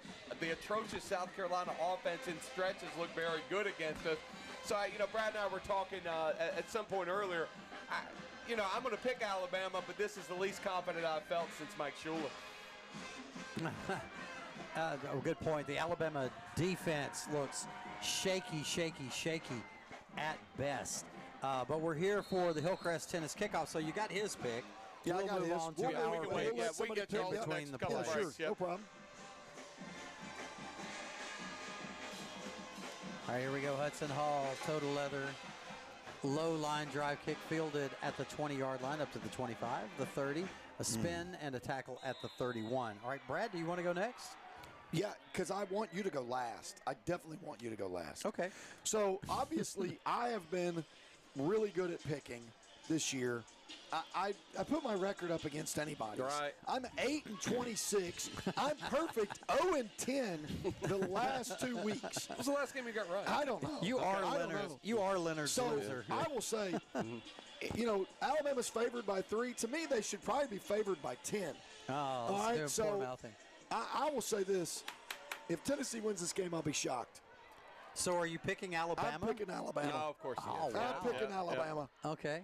I'll get my pick after this play. Here's a little gadget play on a double handoff. Oh, what was that? About a 7-yard pickup. 2nd down and 3. Okay. You're picking Alabama, of course. You're picking Alabama. I just think Alabama's destined to win the game. All right. Here's what I'm going to do. I know Alabama's going to win the game. Okay?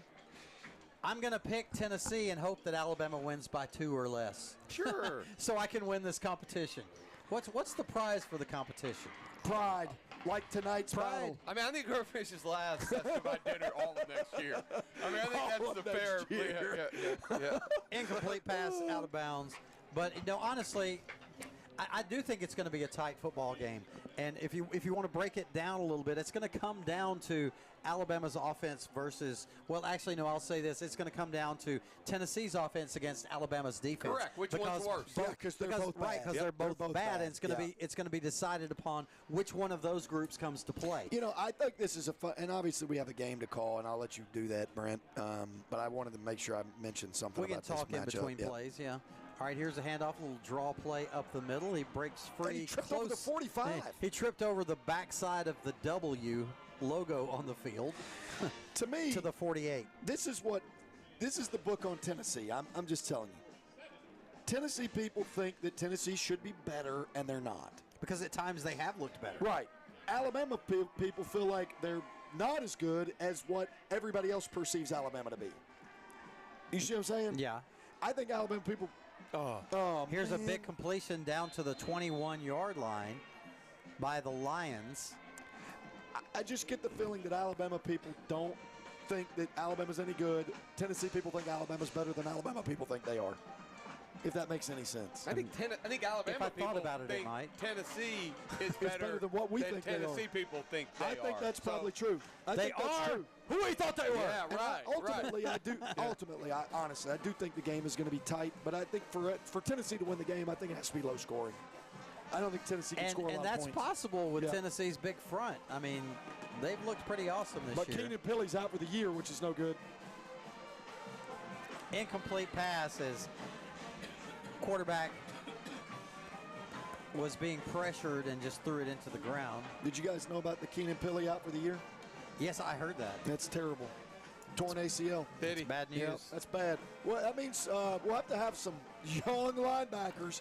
And when you got Jalen Milroe running around with some young linebackers, that's going to be tough, man. I'm telling you. Here's my thing about Jalen Milroe, y'all. I think he's awesome. Love his speed. Love him getting to the edge. Every once in a while, I'd like to see him stick his foot in the ground and cut it upfield. Yeah. He never does that when he has the opportunities. Runs out of bounds too much. Just my opinion. Here's a pass across the middle and a touchdown for the Lions as they move the score to 53-27. 4:55 this is a shootout in front of us. You got that right. Golly. It looks like we're not anywhere close to catching the Demopolis over-under. No. But sitting here at 80. Yeah, I guess we're not close to that 55-44 game where we avenged the two losses to Hueytown in 20. Well, that game was in 2022. Guys, our offense has been putting up some big numbers here lately. 48 against Hueytown, 42 against County. Was the extra point good? No, yes, it was, but it was almost blocked. Oh, okay. It was almost blocked by Hillcrest's DJ Jones, the sophomore sensation. 4:55 to play here in Wetumpka. I mean, this is a two-possession game. I mean, once again, it's extremely unlikely, but still, stranger things have happened. How about that?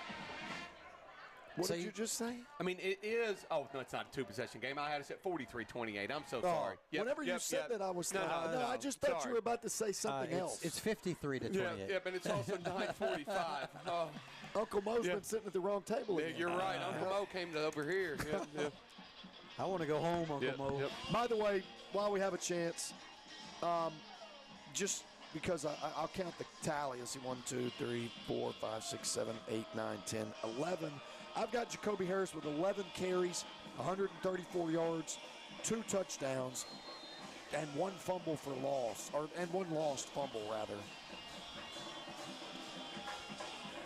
Guys, we could be close to 70 if it weren't for those 2 fumbles inside the 10. Here's Jacoby with another kickoff return. He takes it north and south up to the 22-yard line. He'll be tackled there. I've got Christian Ritchie with 12 carries, 104 yards, and 1 lost fumble. 2 guys over 100 yards. Is that right? Correct. Yep. Tell me Christian And Christian only had 4 yards at halftime. I know it. I've got Christian with 12 for 104. That's awesome. And I've got Jacoby with 11 for 134.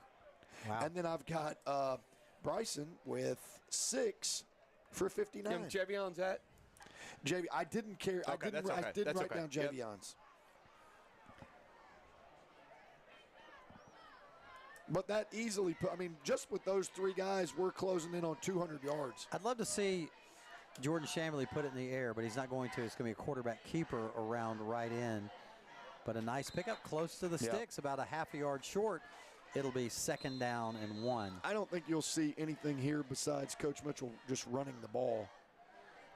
Just because I think this clock he's going to want it to keep going. If we need another break, I'm going to agree with that. Young man down on our we do sideline. need another break. Let's take one now. Hillcrest 53-28, Hillcrest Football Broadcast Network.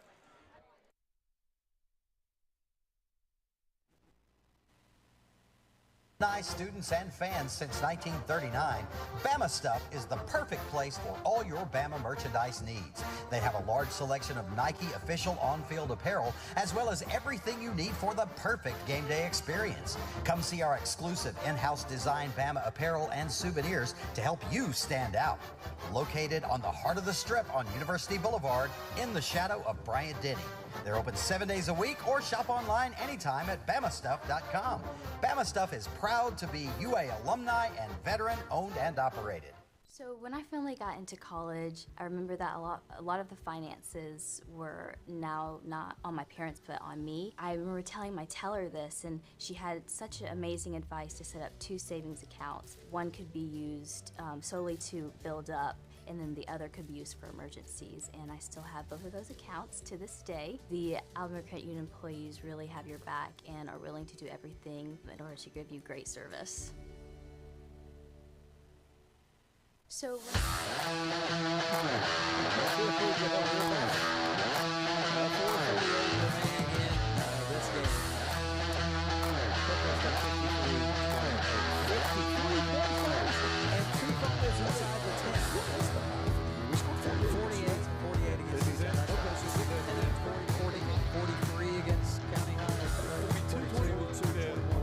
Okay, I'm looking at it. 42. And not only is this the highest output of the year for the season, but it's the highest output in region play. Prior to the night, it was 42 region play. 2 points away. What did we do? Put up 63 one time against Brooklyn? See, that's 63, and that's school. School open as far as you know. And since all of us have worked there since birth,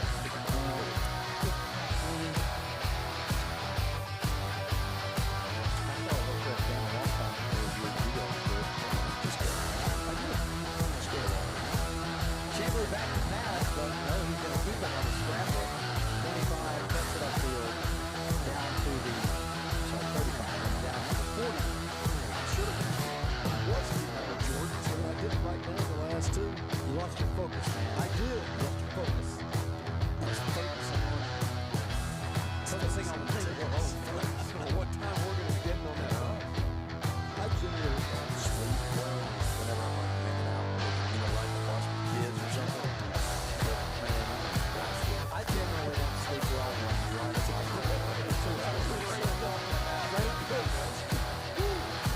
But I will say this, I'm here for this is a sleeping all right.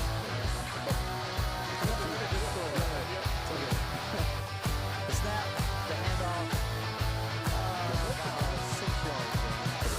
Okay, here's the thing. When I was working at a radio station, I was 19 years old. I was living in Yorkville and working at a radio station in Woodfield, Kennedy, Alabama.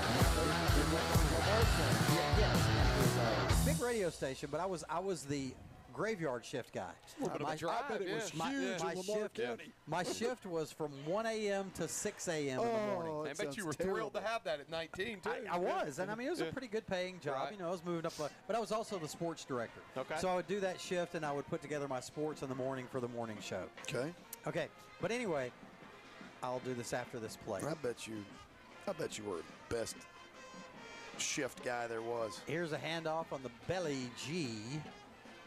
Nice little pickup there, and again, getting some more action. Amari Taylor picks up the Stephen Fikes All-State first down. Anyway, so every morning, I should say, driving home 6 a.m., that's about an hour drive. Right. About an hour drive at 6 a.m. There were so many times that I would leave that radio station, I would appear in my driveway and not have any memory of the drive home. Yep. I'm not kidding, y'all. And you're just it's a miracle that I'm still alive today after this. Aren't there times when you're driving, though, you're just so sleepy and you're like, man, if I could close my eyes, I'd be out. Yeah. Oh. Kind of like now. Kind of like you on the way to Knoxville. I hope that my telling of that story tonight isn't foretelling the future tonight. Coach Greg Guy has made it to the sideline to coach the offense, and there was a delay of game.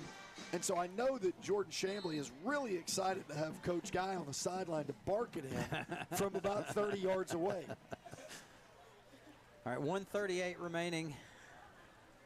At least this broadcast will be interesting to listen to on the way home. It's the best broadcast of the year. Get outside. Here's Don't a you pitch fall. out to Amari Taylor, making some nice moves. Javion Was that Lowe. Javion? Okay, Javion, Javion. yeah. And he stays in bounds. The clock continues to run. Did he stay in bounds? I mean, well, maybe the official said keep the clock running. Official said I'm ready to go home. I don't care if he went out of bounds. I agree. And look, it's a 4-score game, so go for it.